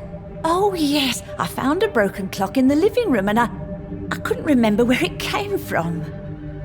You broke it? Ah, that is unfortunate. It was such a beautiful piece of work. Really? Oh, I'm so clumsy these days. I'm so sorry. How much was it?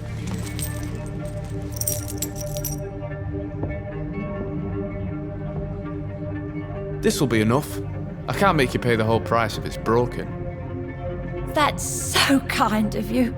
I'm going to make some tea now. It will be enough until the next time you forget it, you old bat.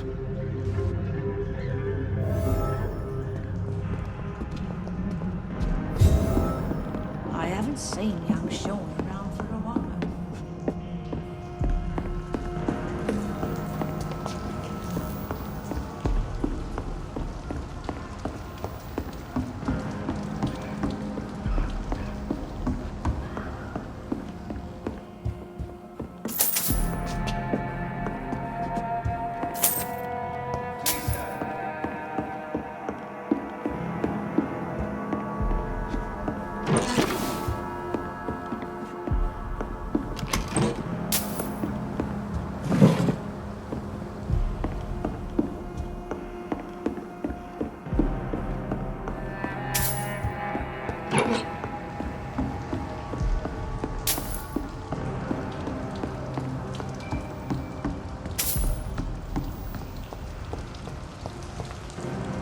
Good evening, young man. There's no need to call me that, Dr. Reed.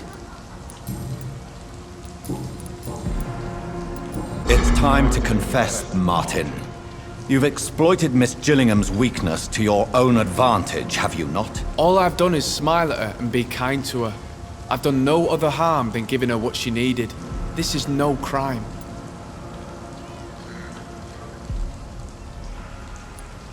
You really are convinced you did nothing wrong? Young man, you are a fascinating case of shameless selfishness. You can blame my folks for that.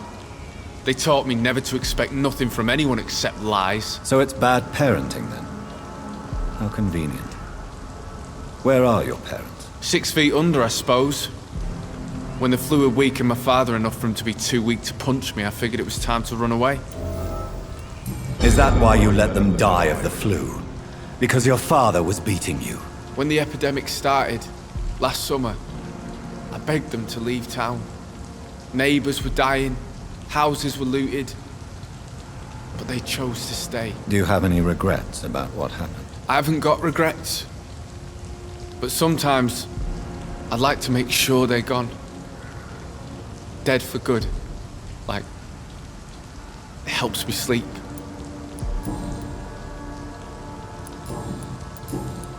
Goodbye. Please, sir. Come and have a gander. Good evening, Miss Gillingham. May I come in? Of course, of course.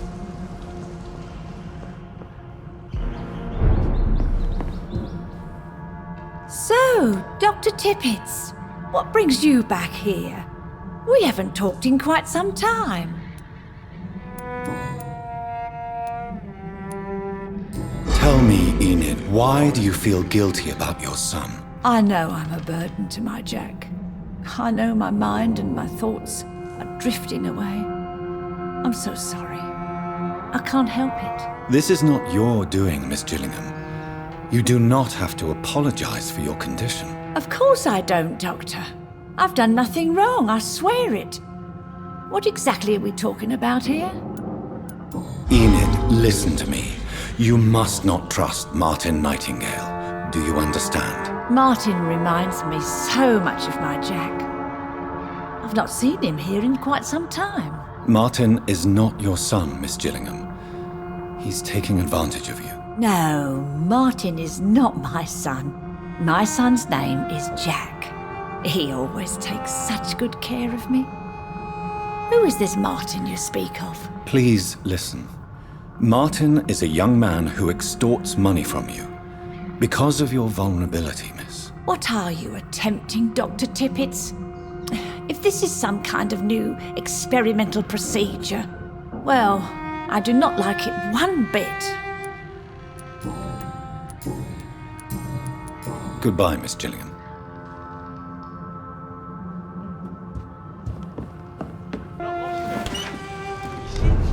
Stranger to these parts.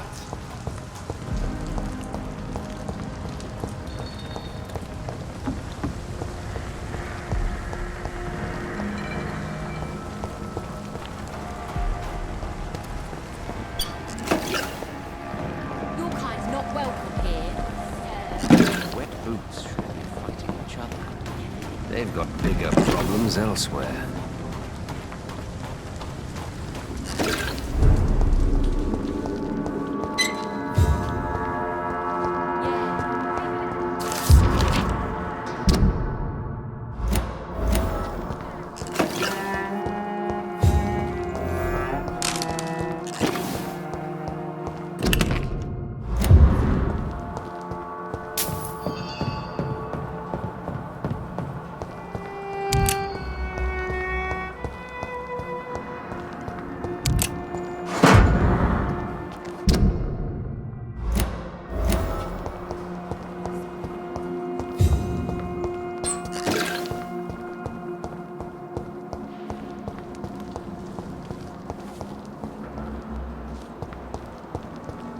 I know I promised you I'd make everything right, Mum.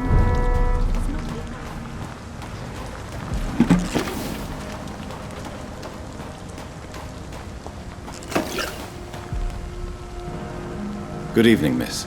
I'm Dr. Jonathan Reed. May I have your attention for a minute? Good evening, sir. My name is Giselle Paxton, but I don't have time for men like you. Have we met before? No, but I just need to look at your fancy clothes to know that you must be desperate to visit the docks at night. That's quite judgmental of you. Sir, I've led enough strikes when I had a job to identify you as an enemy of the working class. May I ask what you do for a living? I'm killing myself scraping for a living. And you? Have you ever had to struggle in your entire life? As I told you, I'm a doctor. You have to work a lot to earn that title. Oh, a doctor. Born with money in a nice house, were we? Was Daddy a banker or a doctor himself? Why such hatred? Are you judging me by my clothes and my job? Course I am. Fuck, you're so blind. You don't even see your privilege. Lazy people like you disgust me. What can you tell me about this vicinity? Tell you what, just spend a few weeks here, and then ask me that question again. If you're still alive, I mean. If you have something to say, say it. I'm getting tired of all this. Oh. You want information instead? Well, here's some for you. Giselle Paxton does not like you at all, Doctor. You don't know me, Miss Paxton, and yet you see me as an enemy. Your manners, your clothes, your words tell me everything about you, sir. I know your kind, and you don't belong here. Oh no, Miss Paxton, you really don't know my kind. You have no idea who I am. All right, okay. No need to get all worked up. Giselle, I know you sleep at Sean Hampton's shelter. What can you tell me about him? He provided a roof for me and my sister. I am grateful, of course, but he gives me the creeps. Why is that? He's always sad, like he's about to cry. He's always asking us to get closer to God, to give ourselves to the Lord.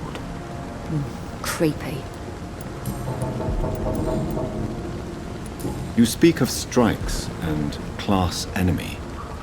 Am I right to assume you're involved in trade union activism? You bet I am. Well, I was. Nowadays, I'm just another worker blacklisted by the big companies. You lost your job because of your beliefs. Those bastards really hate a worker who refuses slave wages and unsafe conditions, especially when it's a woman. Isn't the whole point of trade unions to help workers in need? Why don't they support you? A few nights back, I lost the money my companions had asked me to hide. With me and my sister being penniless, they thought I stole it. What really happened? I drank too much that night. Strange men saw me count the money in that bar. Some sort of militia in uniform. I'm sure they robbed me. Giselle, tell me about the death of your mother. After our father died, Mother worked so hard she made herself sick. We spent all the money we had on useless drugs and doctors. It was hell. Hell? What do you mean? The three of us were exhausted and desperate. And when I'm desperate, I tend to get angry. And I'm hard to live with. Lottie said I killed Mother. You should talk to your sister. Whatever happened when your mother died, the truth lies somewhere between your two versions. I don't want to talk about that. It was years ago. We Paxton sisters are tough. We don't apologise. I'm looking for Sean Hampton. Can you help me? What is it you want? Does he owe you money? Has he displeased your Royal Highness? I'm no snitch, Mr. Fancy Pants. Well, I'll leave you for now. Goodbye, Miss Paxton.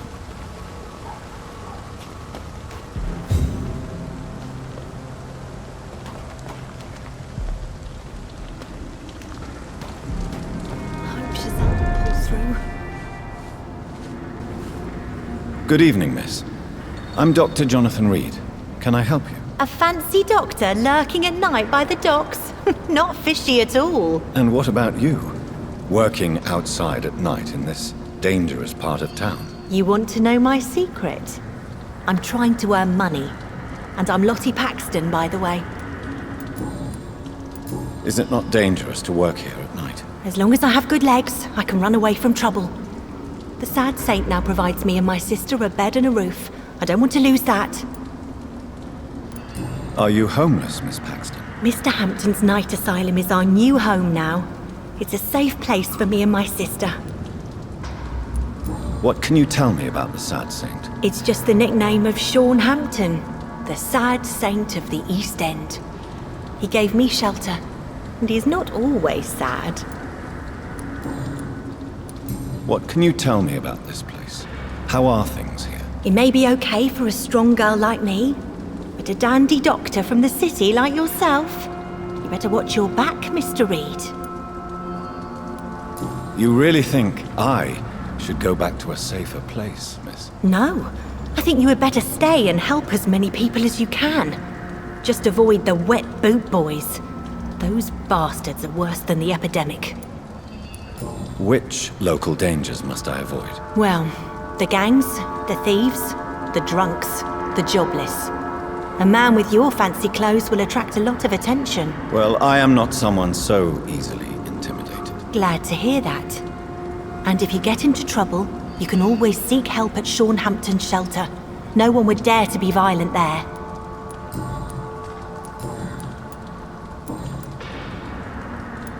Lottie, tell me about the wet boot boys. I know they've threatened you. Edwina Cox wanted me to provide her with information about Mr. Hampton's resources. I refused. Is that not dangerous? Fuck them and their lies. They claim they protect the interests of the neighborhood, but they are just greedy parasites like all the rest. I understand your fight, but the gangs are no joke. Are you sure you're safe? I can defend myself. My only concern is about Giselle. I'm not sure my sister is able to fight anymore. Lottie, tell me about the death of your mother. Giselle killed her, plain and simple. She killed her with her daily whims, her laziness, and her complaints. That's quite a statement. You can't kill someone because you're fickle. Mother was very ill, but I forgave Giselle. What I couldn't stand was how she cried at her funeral like she was the one left alone. Perhaps your sister is not as tough as you are. I know that, and I don't blame her.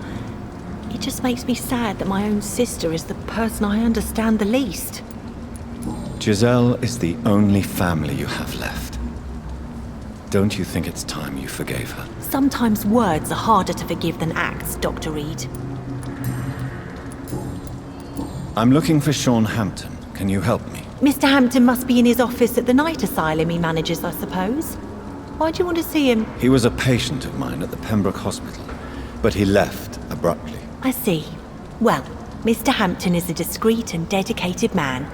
I'm sure you'll find him soon enough. Goodbye, Miss Paxton.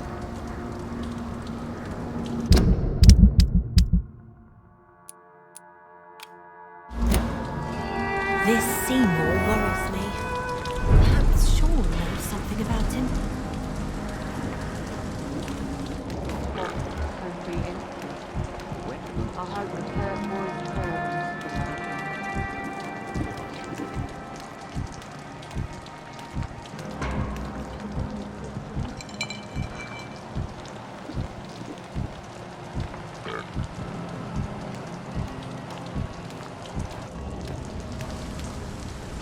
I know I promised you would make everything right, Mr. It's not been that.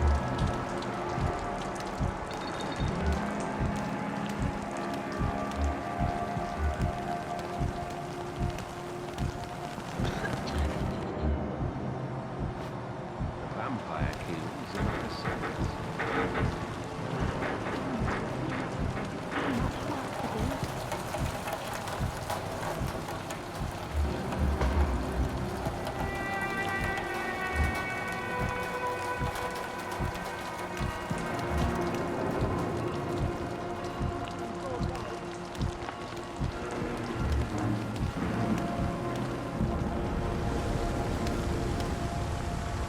boots shouldn't be fighting each other.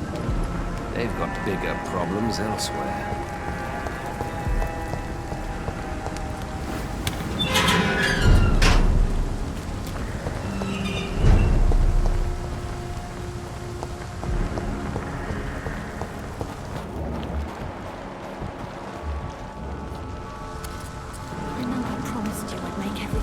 Yeah, people are still working at this time, while you're lot slurping soup before bed.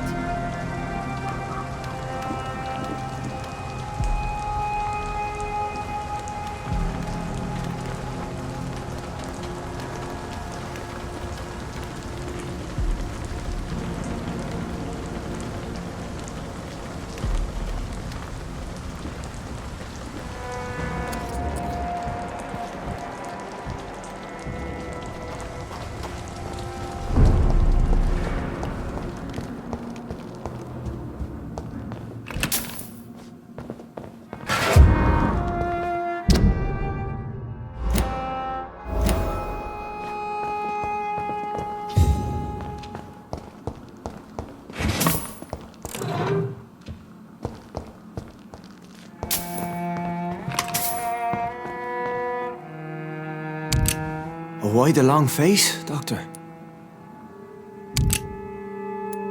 It looks like we both have changed a lot. I must confess, it saddens me, Sean. Put your faith in the Lord, Doctor. He has a plan for all of us.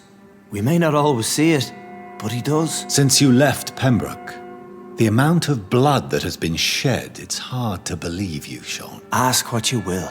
As the Lord is my shepherd, I will not speak a lie to you. Aren't you afraid of what you've become? We are blessed, Doctor. Can't you see it? The Lord has made us able to walk amongst the plague and aid those that need it.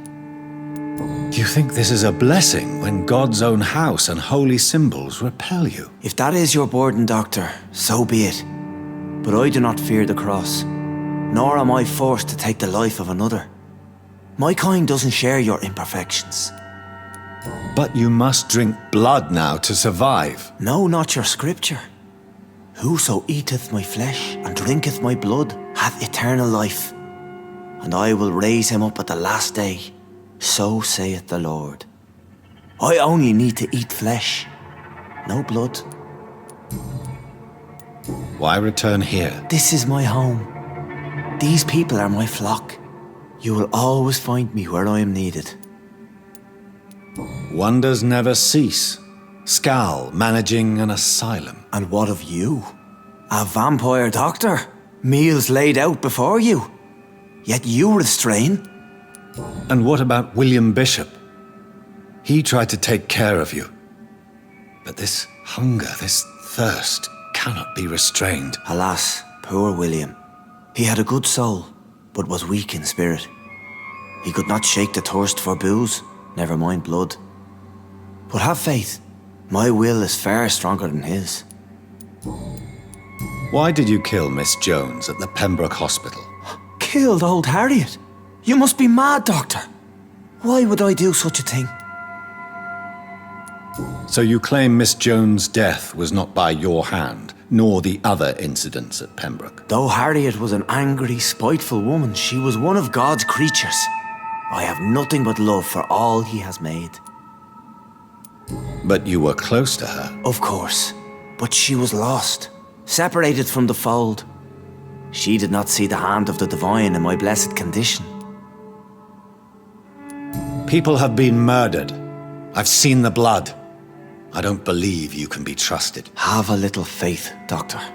If you will follow, I will guide you to the light. How do you plan to do that? Take this key of the old sewers. The entrance is by the riverbank, south from here. There you'll find all the proof you need. Very well. You have definitely intrigued me. I hope you're right, Sean. I'll be here when you return. If you still think I'm a threat then, well, I surrender myself to your judgment.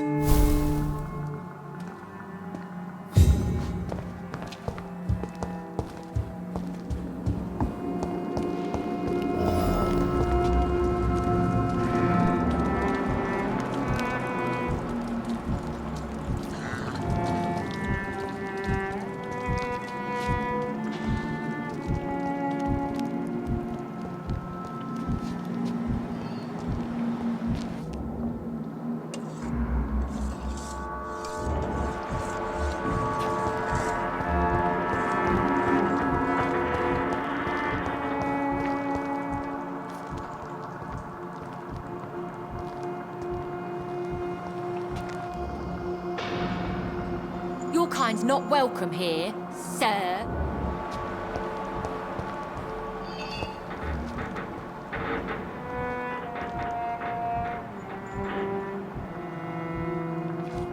What have we here?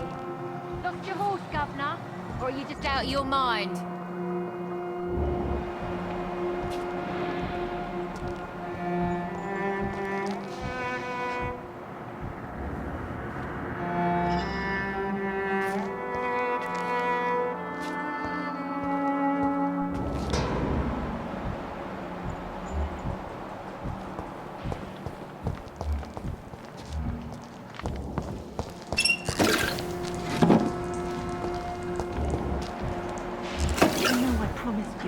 Everything right, Mum?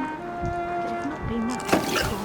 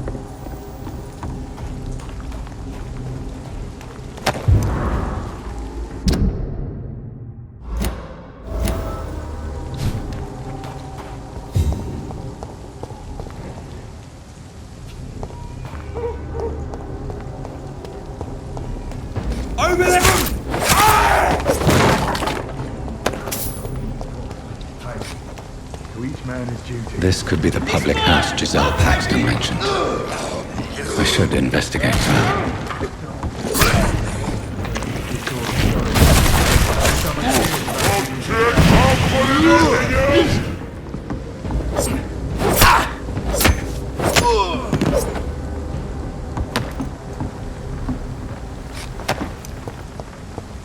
Giselle's stolen money. Priwen has some unethical ways of financing their war.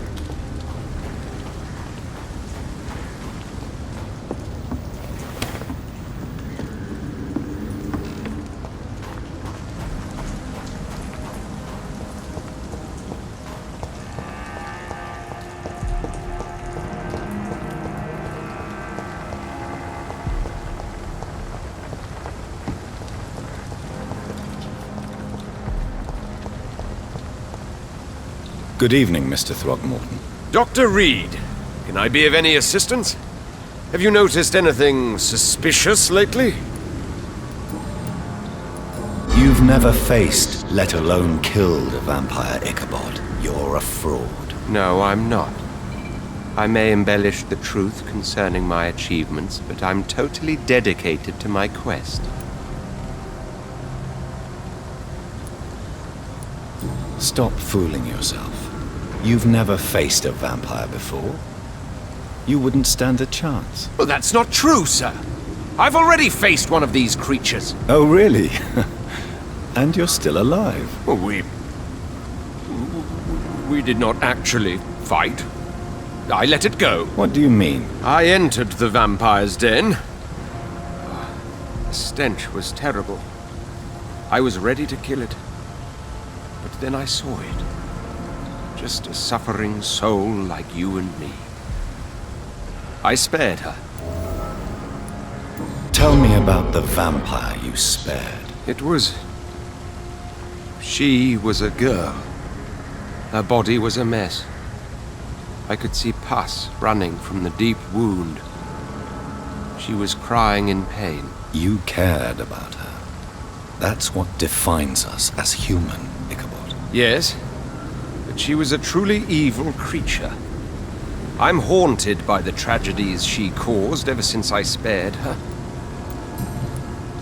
Goodbye, and good hunting, Mr. Throckmorton.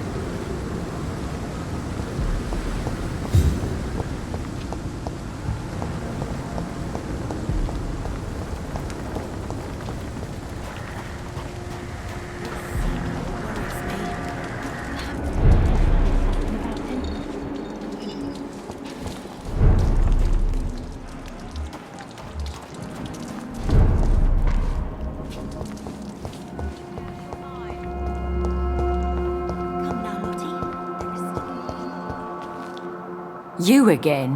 What do you want? I've identified the men who stole from you. You were right. They were members of some self-proclaimed militia. I knew it! Did you find the money too? Yes, here it is. They thought they could finance their activities with it. I never thought a man like you would be kind enough to... I misjudged you. Badly. Well, thank you, sir. Will you give the money back to your comrades, then? Fuck those bastards who fired me. I'll give the money to Miss Gillingham. Her son Jack was a friend of mine. He was killed recently. I know you were friends with Miss Gillingham's son, Jack. Tell me about his death. Jack's murder has been a shock to the neighbourhood. A sign that the situation is now out of control. Why is that? There has always been tension between the Wet Boot Boys and members of the trade union. But a murder? That's a first. Who killed him? No one will ever know. One thing is certain. While Jack was alive, I had one less reason to drink. Why does that upset you so much? I wish I had found the time and words to tell him how important he was to me before it was too late. Another failure for Giselle Paxton.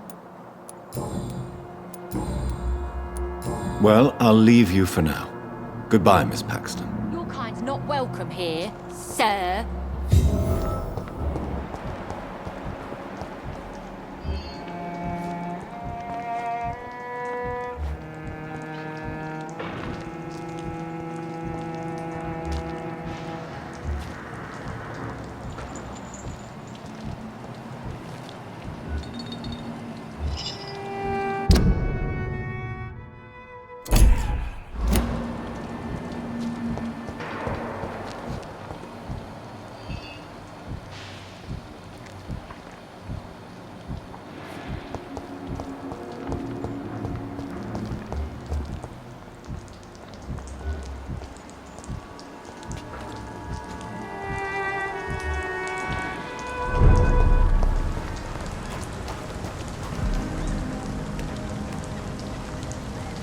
I know I promised you I'd make everything right, Mum.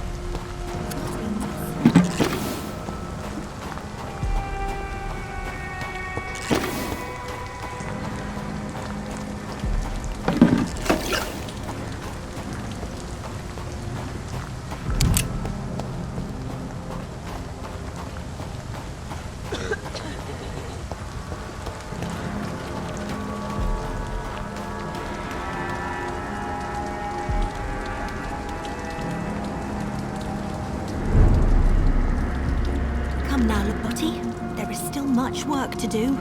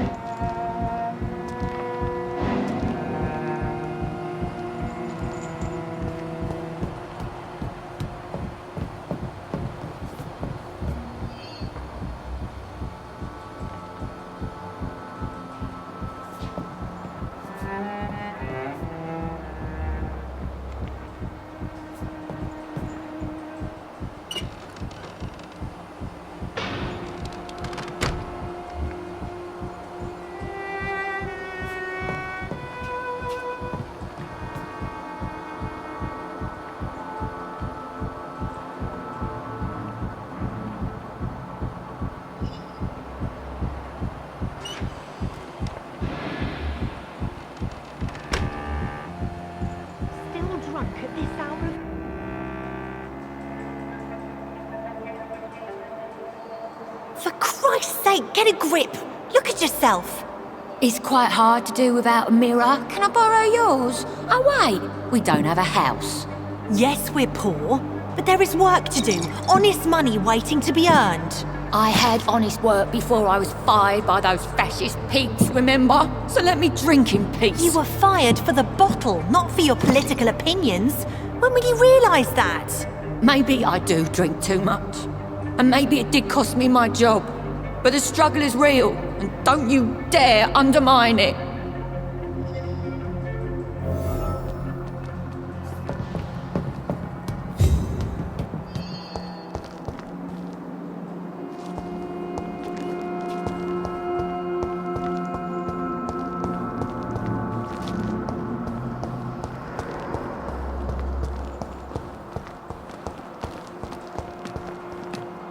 Glad to see you again, Mr. Reed. Why do you and your sister Giselle have such opposing views, Lottie? Giselle whines she lost her job due to her unionist activities, which started her drinking. Truth is, she got fired because she's an alcoholic. And you don't share your sister's views? On the contrary, I totally believe that workers need to unite to fight. I just disagree with Giselle's hatred for all wealth and riches. What do you mean? I don't believe that you were an automatic arsehole because you were born into a good family. Perhaps your sister's addiction to alcohol is the result of her despair, but not the cause. Perhaps you're right. But I'm tired of her playing the outraged and martyred social fighter while I earn money for both of us. Don't you think she wants to get better? I believe she knows her alcoholism is a worry to me. And that's another reason why she continues to drink so much.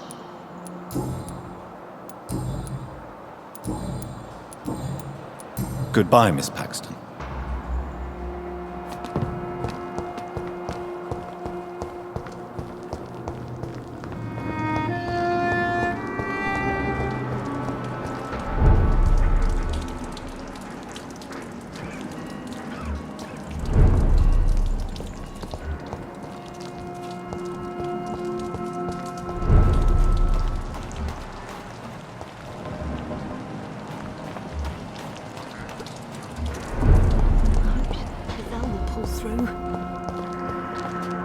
You again? What do you want? Tell me why there is such resentment between you and your sister, Lottie. She recently fell under the sad saint's influence. Like she's an angel, and I'm the bad, drinking sister. Lottie sees herself as an angel. What do you mean? These days, Lottie feels compelled to help people and follow Sean Hampton's example. What does that make me look like? It sounds like you may be jealous of your sister. Of course I am. It's me who fought for our family. It's me who got fired because I led these strikes, and now I'm the bad seed and she's the good angel. Why would you be the bad sister? I'm not a bad woman, you know. I'm tough. I get things done. But I have this rage. It makes me do things. What kind of things? I don't know, Dr. Reed. It's like, since I can't change this world, I'd rather destroy myself before the world destroys me. Well, I'll leave you for now. Goodbye, Miss Paxton.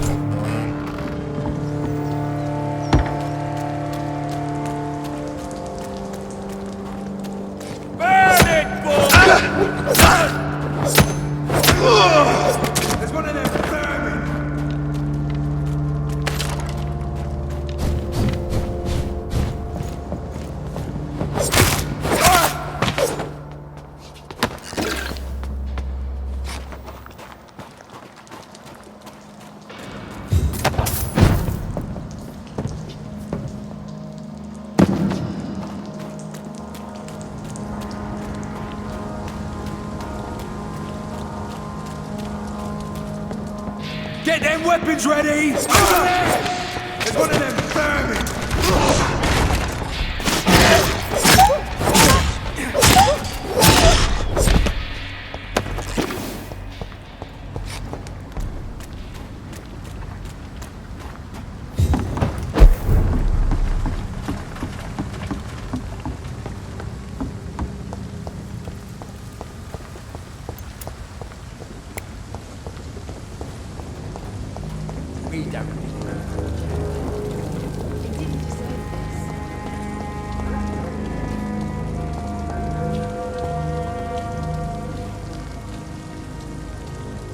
Good evening, Mr. Delaney. What?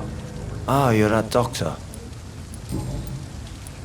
Is it true Sean Hampton saved your life? Yep.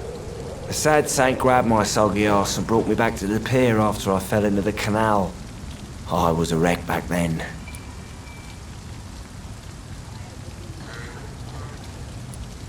Your story is a sad one, Mr. Delaney. Sean Hampton really acted like a saint that day. But I suppose I'm just another lost soul who doesn't deserve to be saved. Goodbye, Mr. Delaney.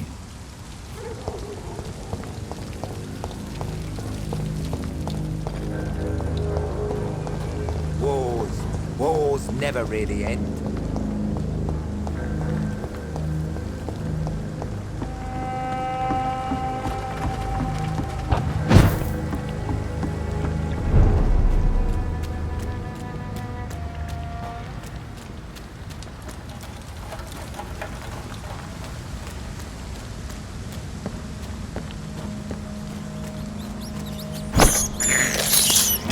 I can't believe I'm doing this.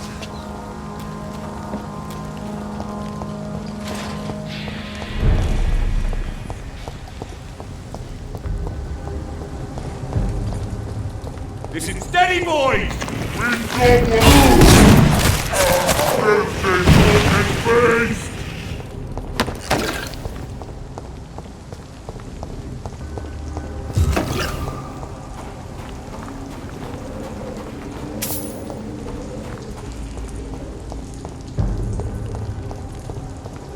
There's one of them. That leech is full! Die, vermin!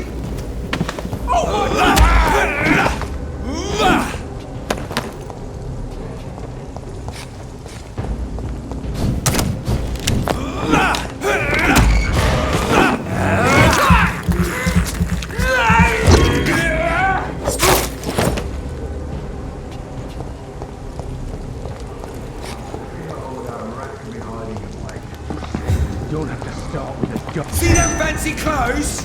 This one's a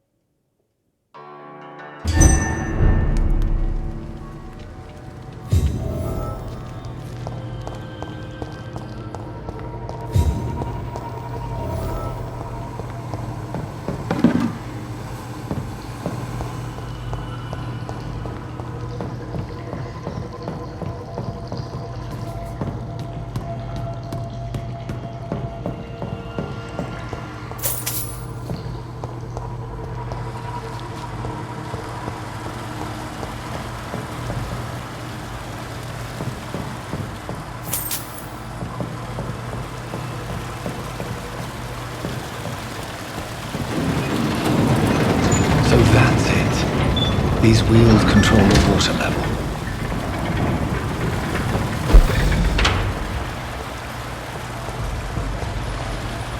That gate should shut properly now.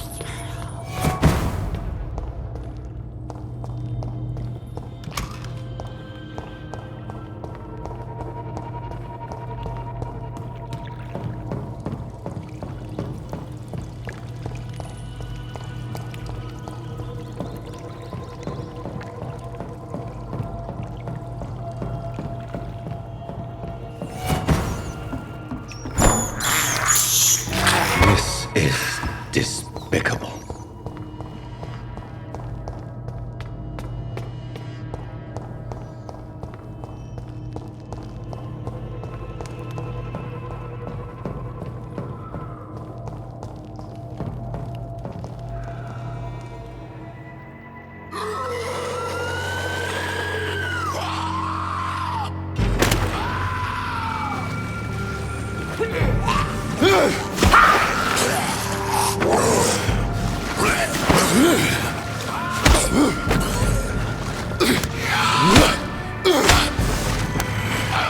These maggots have escaped the wrath of Ascalon for too long. It is time to purge the sewers of their filth. You again! The one they call the sewer dog. Hold your tongue, newborn, or I'll crush you like a maggot. You've let the beast consume you. Finally! A touch of lucidity. So learn to respect the laws of Ascalon. Once you vanished, I'll slaughter these scalds while singing your name!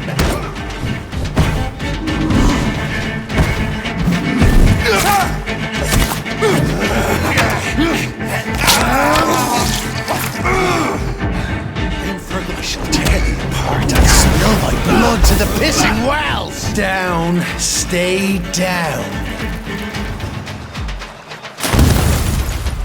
Your blood is now mine.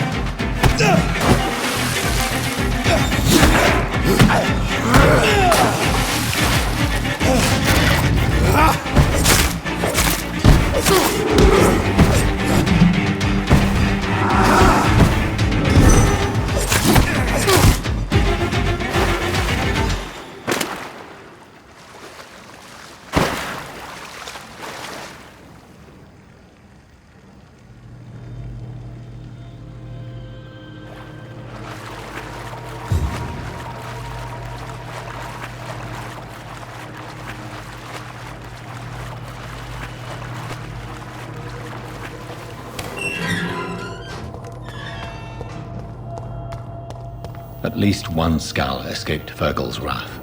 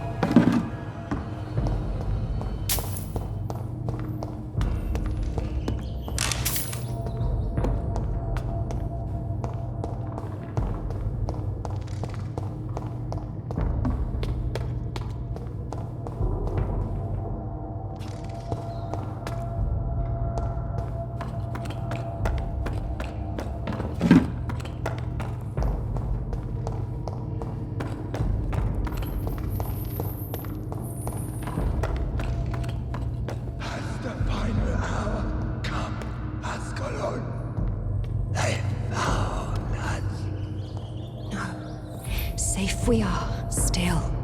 Drink now. Bless you, Richard. This isn't the blood of a vampire, but it will quench your thirst. This is our domain, not yours. You've been warned. Wait, I saved you from this creature. That must count for something. Thank you. Now go. Go back to the streets and houses. There is no love lost between us, vampire. But thank you. Sean Hampton sent me here. I believe he wanted me to find you. Who are you? If you must know, they call me Old Bridget. And this shelter is where we live. I'm Jonathan Reed. I'm a newborn Ekon. I'm afraid I'm not sure what's going on. I shall not bend a knee, young Ekon, but I sense your pain. Ask, and I will afford you my attention. Why was that creature after you? Fergal is the blunt instrument of the Ascalon Club. His masters would see us dead or turned into slaves if they had their way. What the hell was that thing? He wasn't an Ekon or a Scowl. They are known as Volkod, an ancient offshoot of immortals. Blood drives them, enrages them. What of this Ascalon Club? Vampire society's elite in the Empire. They make the rules and enforce their judgment upon us whom they see as lessers. So was it you that Sean Hampton sent me to find? Perhaps. The sad saint was always kind to us. He must trust you if he revealed our location. Sean is a Scowl. All those I've encountered have been violent, crazed creatures. How can he be any different? Maybe because he is the sad saint. Or perhaps because I am old Bridget of the Sewer Skulls. Sean killed a patient of mine. And that's just one of the murders he's being hunted for.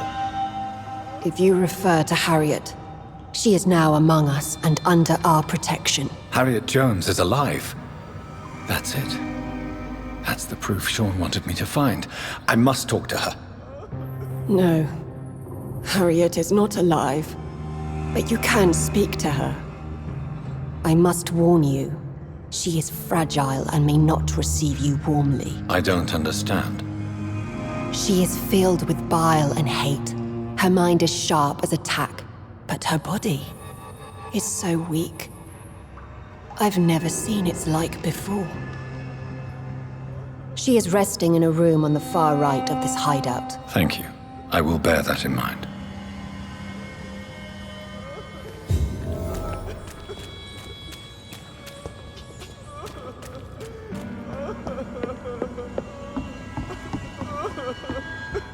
Eternal gratitude for your protection, Master.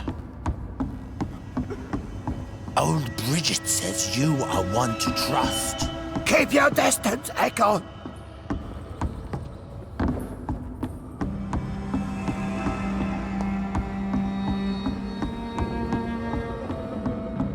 Old Bridget says you are one to trust.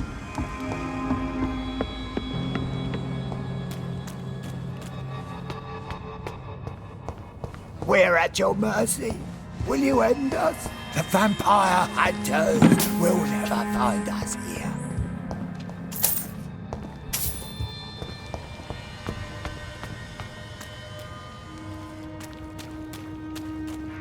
Eternal gratitude for your protection, Master.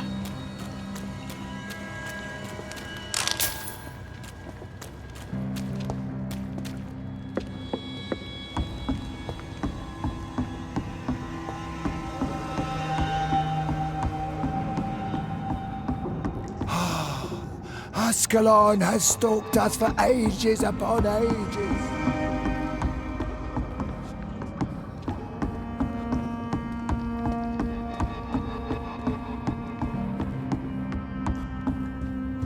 How is London? I've not seen I have this thirst for blood.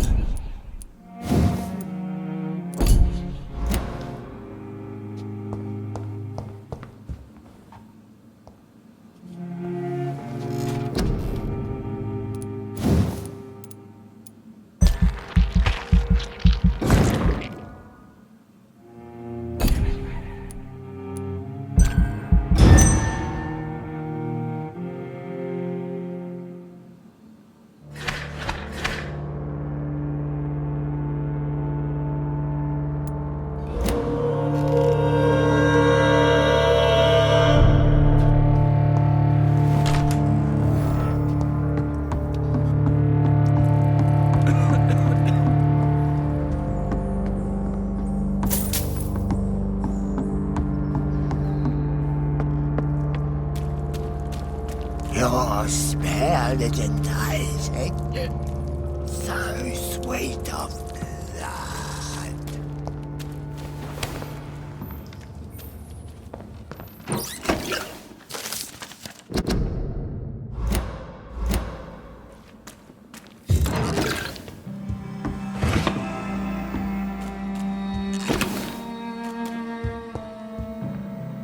Hello, Harriet.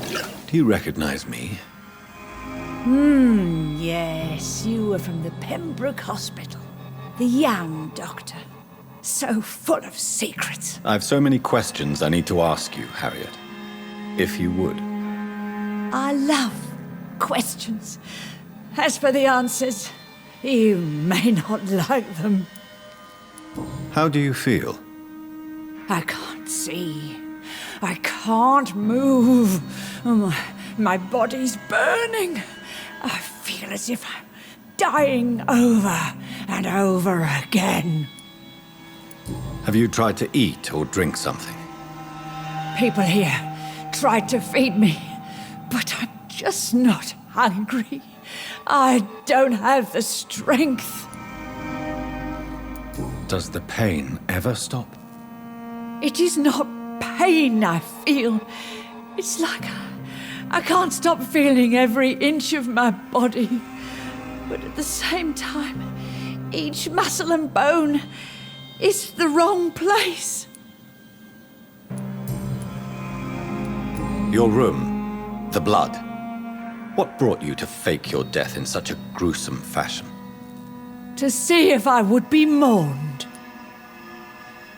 Why flee with Sean Hampton? Oh, it's always a pleasure to see a saint fall to sin. But the coward still won't kill.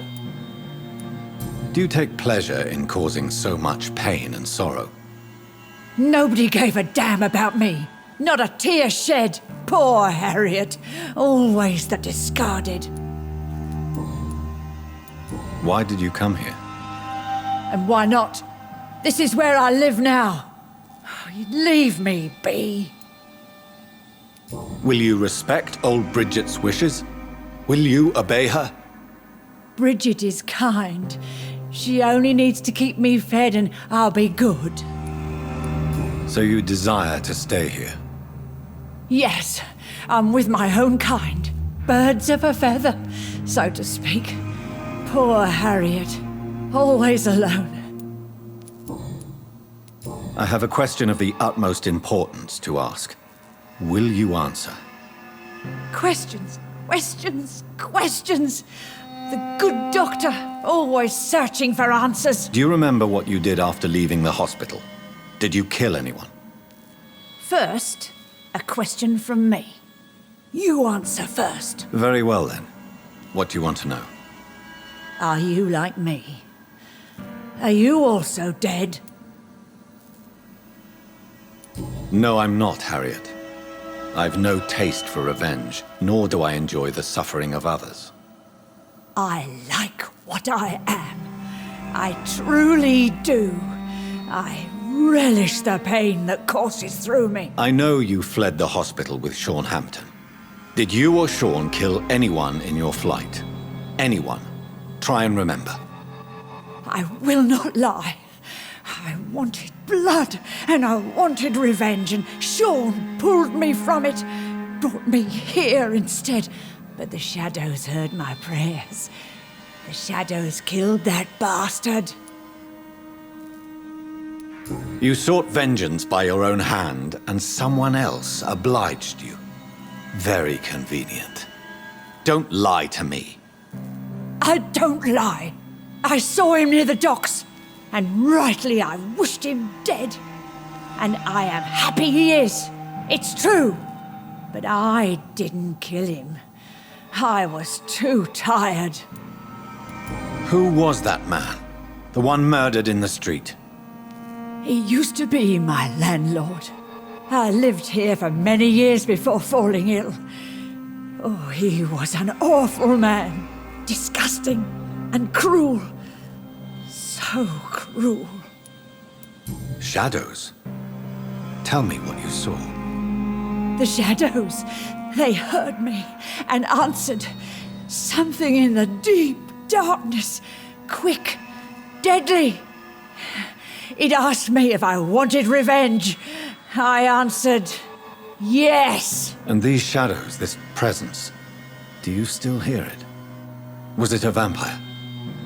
Did Sean see it?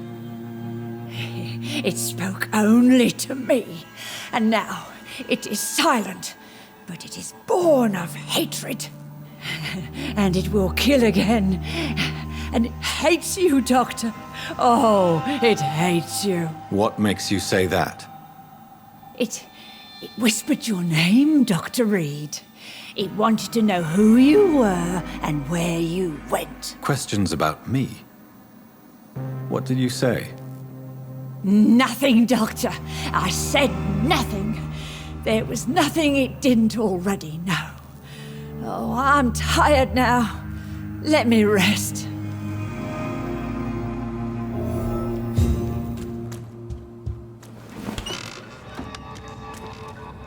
Have you found the answers you were looking for, young Ekon? There is too much left unanswered. So many questions. Get to know us.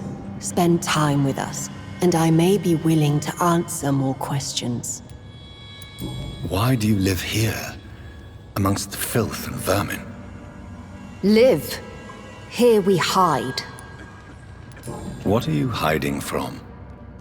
From the guilt, the shame, from the hunters and the light. And of course, our past. Why don't you leave the city? Hide somewhere far from the Guard of Priwen, the Ascalon Club. We are the Sewer Skulls. This is our domain. We have run as far as we can, and now we hide. Your diction, your words. You do not carry yourself like most Skulls I've encountered. True. I'm not like most Skulls. You were once someone else. What happened to you? It is as sad as it is long, young Ekon, but it will remain mine. Can I be of service to you? We ask but one thing. Reveal to no one our secrets. Do not betray us. For how long have you been in hiding here? Skulls have been hiding under London since vampires first entered the city. Where did you hide before the sewers? We claimed ancient tunnels, forgotten caverns, catacombs. We are skulls, groveling beneath the feet of our makers. What manner of creature is Harriet? She is different from everyone else. I really don't know. I'm not even certain she is a skull. I've no idea as to what blood made her. What is a skull, in fact, in your honest opinion? The progeny of a vampire, disavowed by her maker. Perhaps a fruitless branch of a noble tree. A word used to enslave us. I cannot say. You mentioned that vampire blood has tremendous potency. You believe it to be stronger than your own? The vampire's sweet blood. That rich, dark wine that we crave. For it made us, and it can sustain us. I thank you for your time, madam. I must go back to Hampton now. Your kindness has been ample payment, Egon. To protect us, I'll close the access to our hideout, but you can use our shortcut to reach Mr. Hampton's shelter. Just follow the arrows. Thank you, old Bridget. I hope we'll meet again.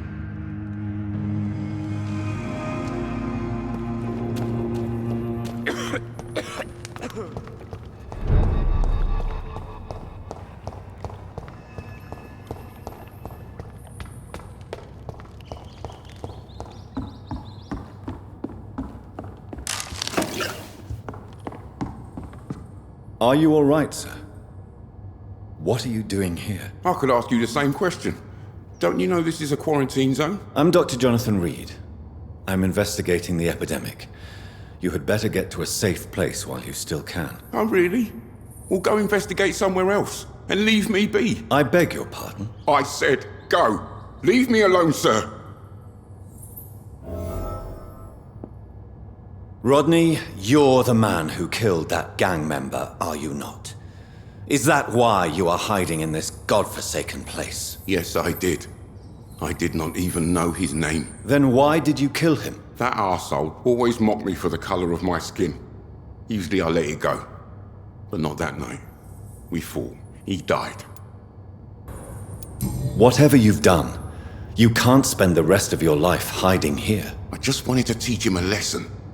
Not kill him. I'm not responsible for a murder if I didn't want to commit it. It was an accident. Believe me, Rodney, you won't survive here long.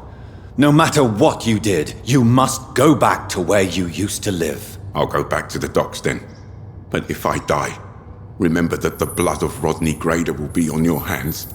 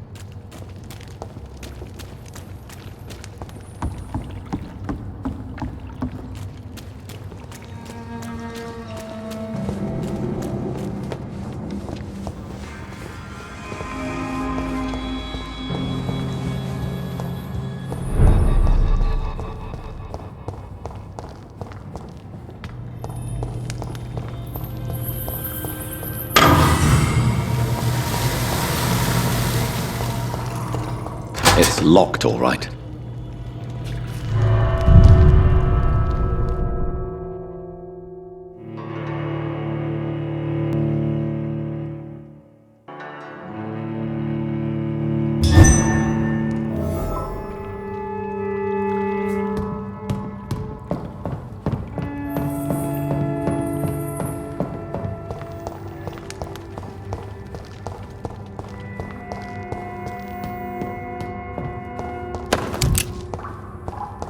It's locked, all right.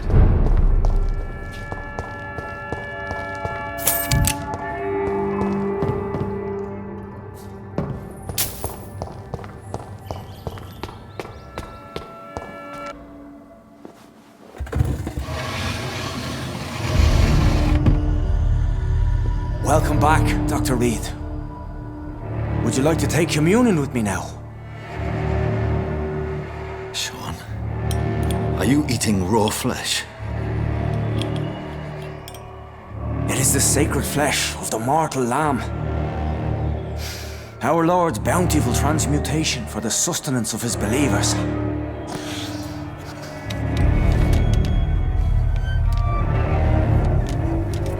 Thank you, Lord. I am your most humble servant.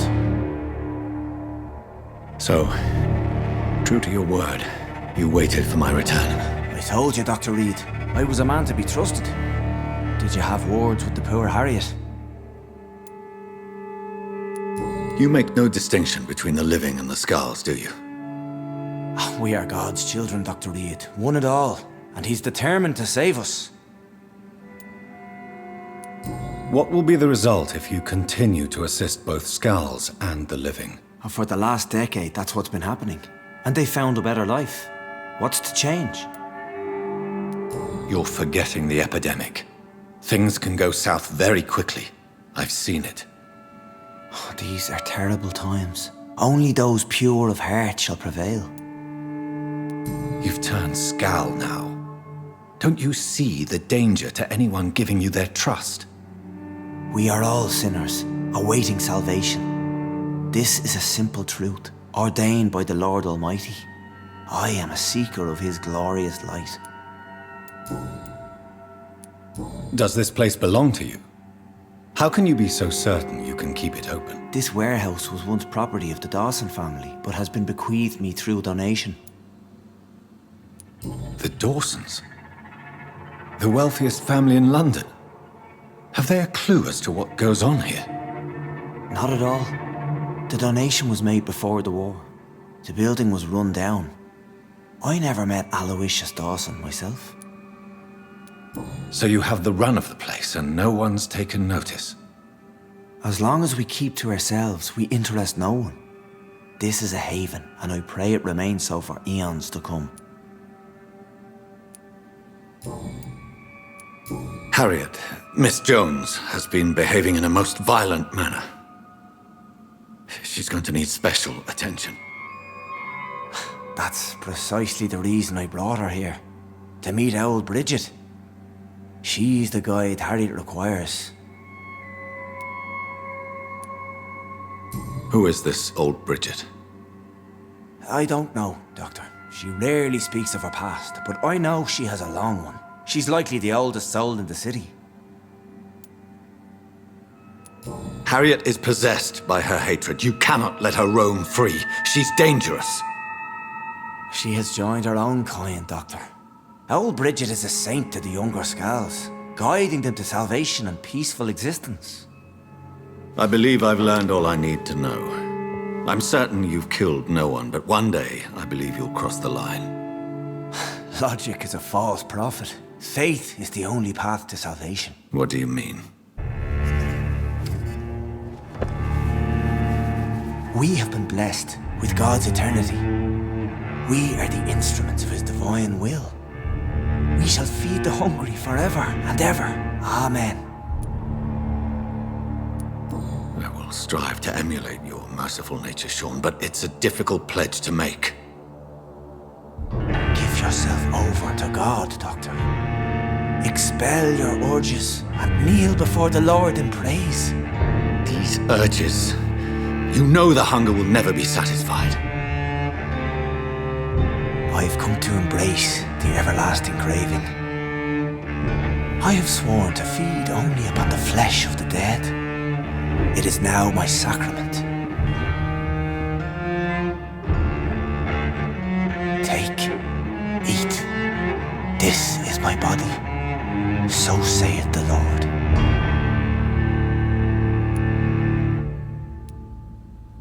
My discoveries. Vampire blood would enhance your metabolism, perhaps even heal you. If what old Bridget says is true, I'll give you some of mine. I'd rather not. It would be extremely awkward. You have no choice, Sean. It's the only way to protect your cheptel, those still amongst the living. No, Dr. Reed. God made me this way. Who am I to disobey His will? You believe that God's plan was for you to be abandoned at birth. The Lord works in mysterious ways. I can't imagine God intended for you to be molested by a priest in an orphanage. Drink, friend. No. I said kneel and drink. Now!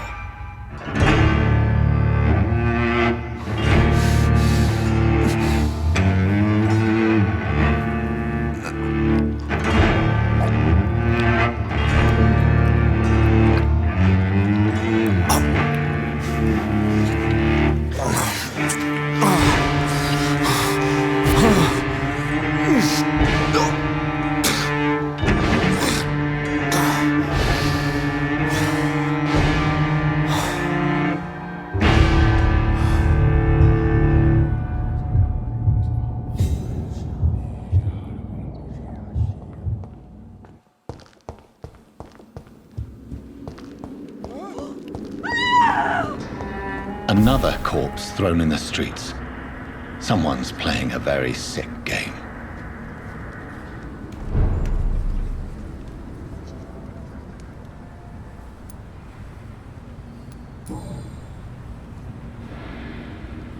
I know this brooch. This is my mother's. A birthday gift from father.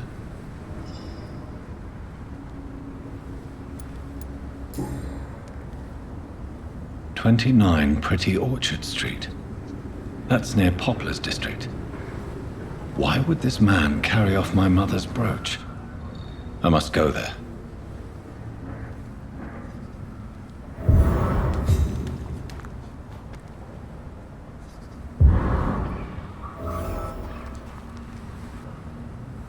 Good evening, Mr. Throgmorton. Dr. Reed, can I be of any assistance? Have you noticed anything suspicious lately? Did you see what happened to him? Actually, yes. He was thrown from the roof like a vulgar log. Why is it that you sound so afraid? You didn't see it. He was dead before he hit the ground. The strength required to do such a thing, well, it beggars belief. Who could have done that? Who? Well, a vampire, of course. Look, bite marks on the neck and lacerations here. There is definitely a vampire close by. Goodbye, and good hunting, Mr. Throgmorton.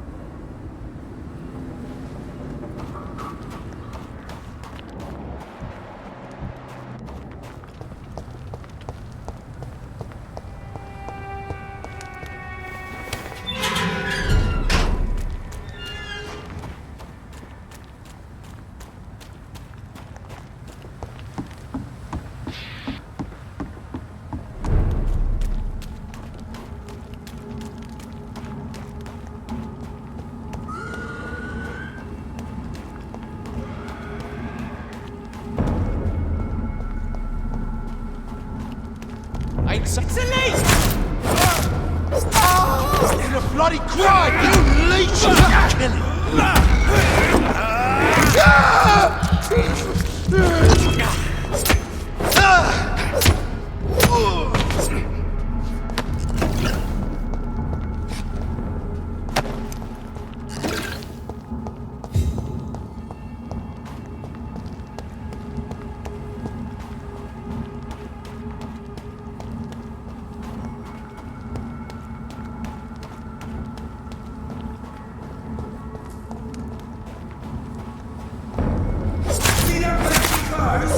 This one's a tough!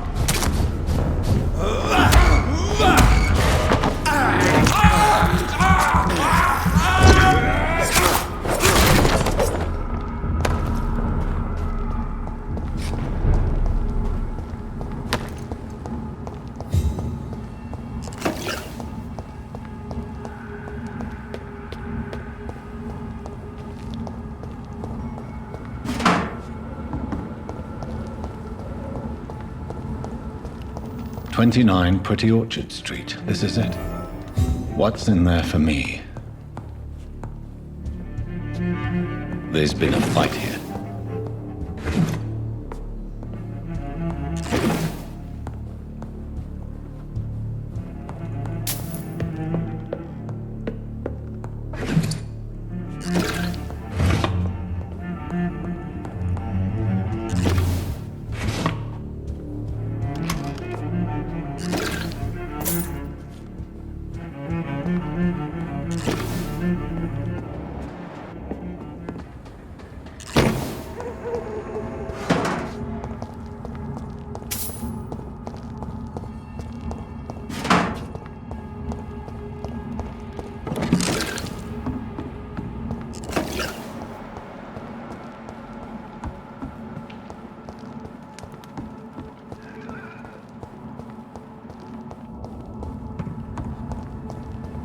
Stay away!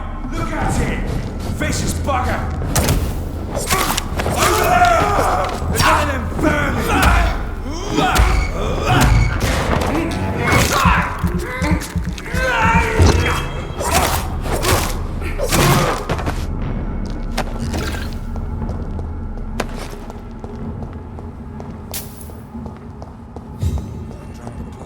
Cross all these streets to let her expire and be found. Steady, boys! We have to stop it!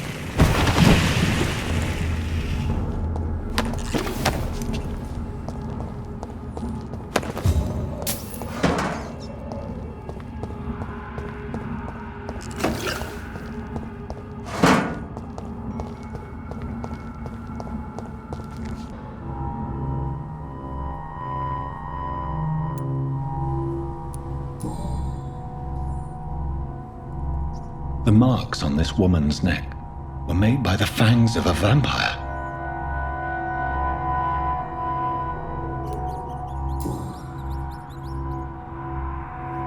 This is the very flower my mother tossed on Mary's coffin. Someone is targeting my family.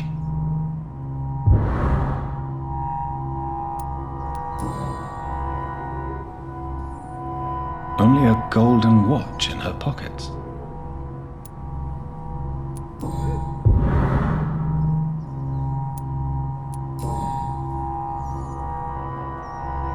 Her shoes and clothes are quite worn out.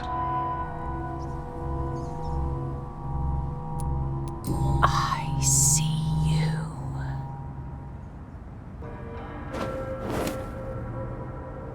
Right then. It's a sick game. But given no choice in the matter, I might as well win it.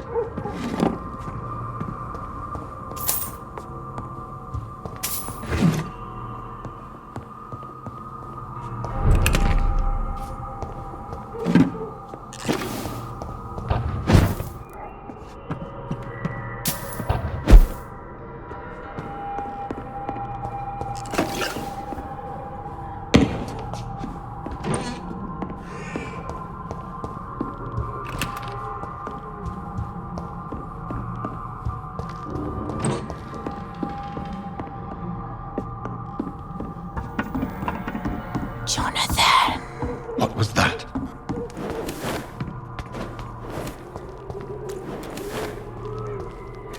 I won't let you escape.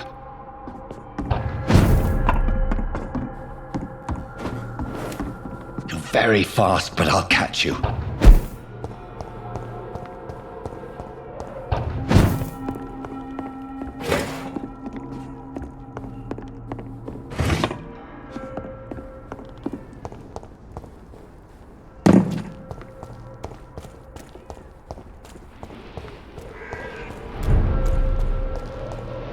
They've all been butchered.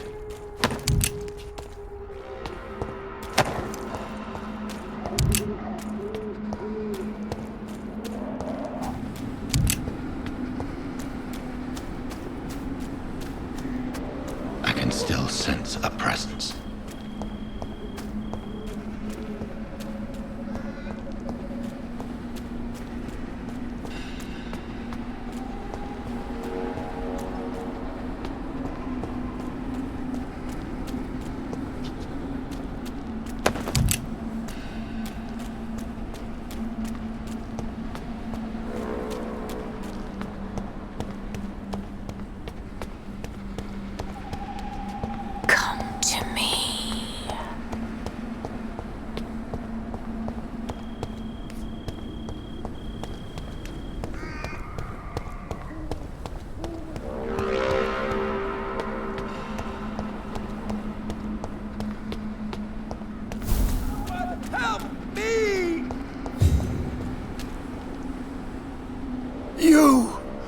What have you done? Vicar Larrabee, what happened? Demon! Hell Scourge! Son of perdition! Vicar! Jonathan's no demon. He's just a soul. Returned from the dead. Like your Christ, Vicar. Mary, is it really you? Oh, it's me, all right. Precious brother. What is Mother doing here? I'm gathering the family for a final reunion. All smiling, all dead. Thanks to the good Dr. Reed. Mary. Mother, say hello to your son. Hello, Jonathan. Mother, What do we have here, Mother? The prodigal son has lost his tongue. Our Jonathan always had the first and last word at dinner. The entertainer, the star of our show. I'm sorry. Let me explain. Shut up. It's my turn to do the talking. I have this nasty hole in my chest, Johnny. It needs to breathe. Of course. You can speak.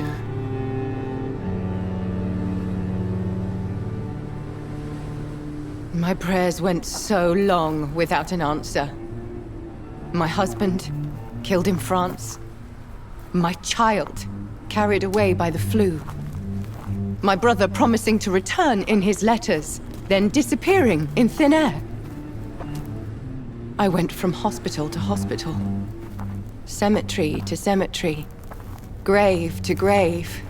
I've lifted every stone in London, searching for an end to the nightmare.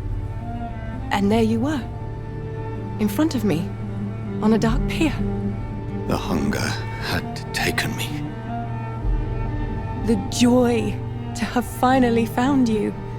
I longed for your arms, a final happy ending to so much tragedy, to tell me all would be well again, as you did when we were children. It was this filthy dock where you greeted your sister. I dug a tunnel from my grave with my fingers and teeth.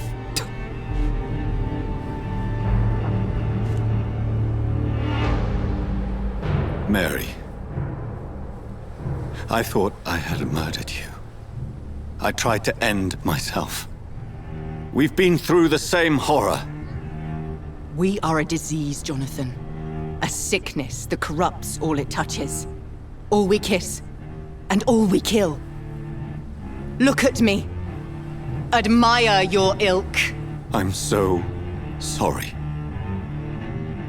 Apologies will not suffice. I demand reparation.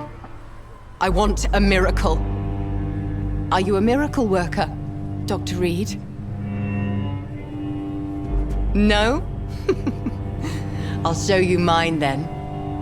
The family Reed, reunited and complete, living forever in a red sea of eternal love. Time to go, Mother. Say hello to my son for Mary, me. wait. I have made friends with vital knowledge. Vampires. We are not alone, Mary. With time, we can learn to live almost as we lived before. How long? What? How long will this masquerade continue? I've been watching you. All these nights in Whitechapel, pretending you're still a doctor. You believe you're just fighting a disease. But it's you, the disease. Jonathan, you! I'm a scientist. I'll find a solution. Let our mother go, please. You're always the one to sway me to reason, Jonathan. But before, your motivations were always pure. Now you're tainted. Let her go! She has no part to play in this. Very well. Have you heard our good doctor? You can go home, Mother. Go home and rest in peace. Yes, I'll go home and rest. It's so easy to make them obey or forget. Puppets for our pleasure. I've seen you have your fun. You are mad. So that's what I am, Doctor. Mad. I was beginning to wonder. I've been hearing these voices in my head, one in particular, that of my dead brother. This is the reason I must kill you. Not for your betrayal, not for our poisonous kiss, not even for the lies you tell yourself. No, it's so that smooth and wicked voice will stop ringing in my ear. Mary. No, don't!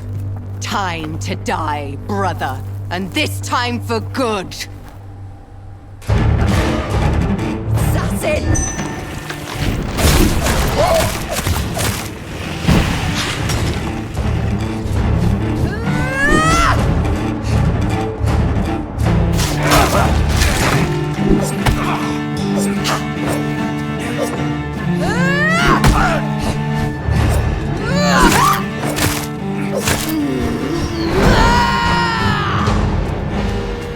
You've spared the precious Nurse Crane.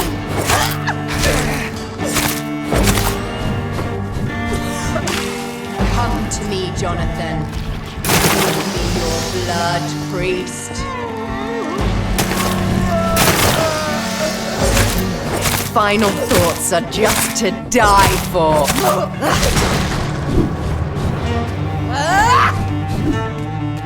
You left me to rot in this grave!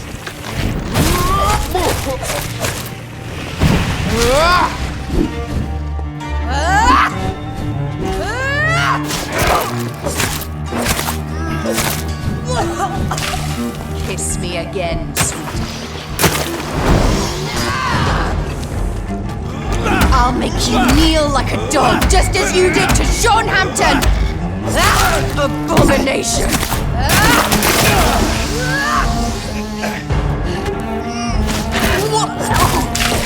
Rest in peace.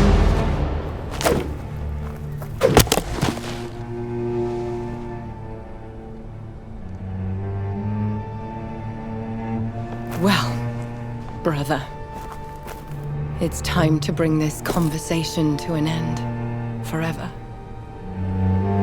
You know I will not play this game. Calm now, Doctor. Like a rabid dog. Or think you're performing an autopsy. Don't be ridiculous. I'll kill them all. The kind Dr. Swansea. The sweet little lass with hair of red.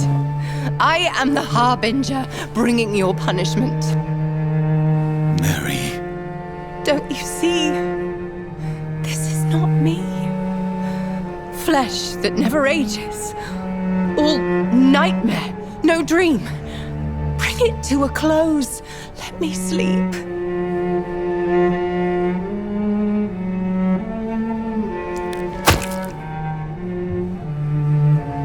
I will find a cure, Mary.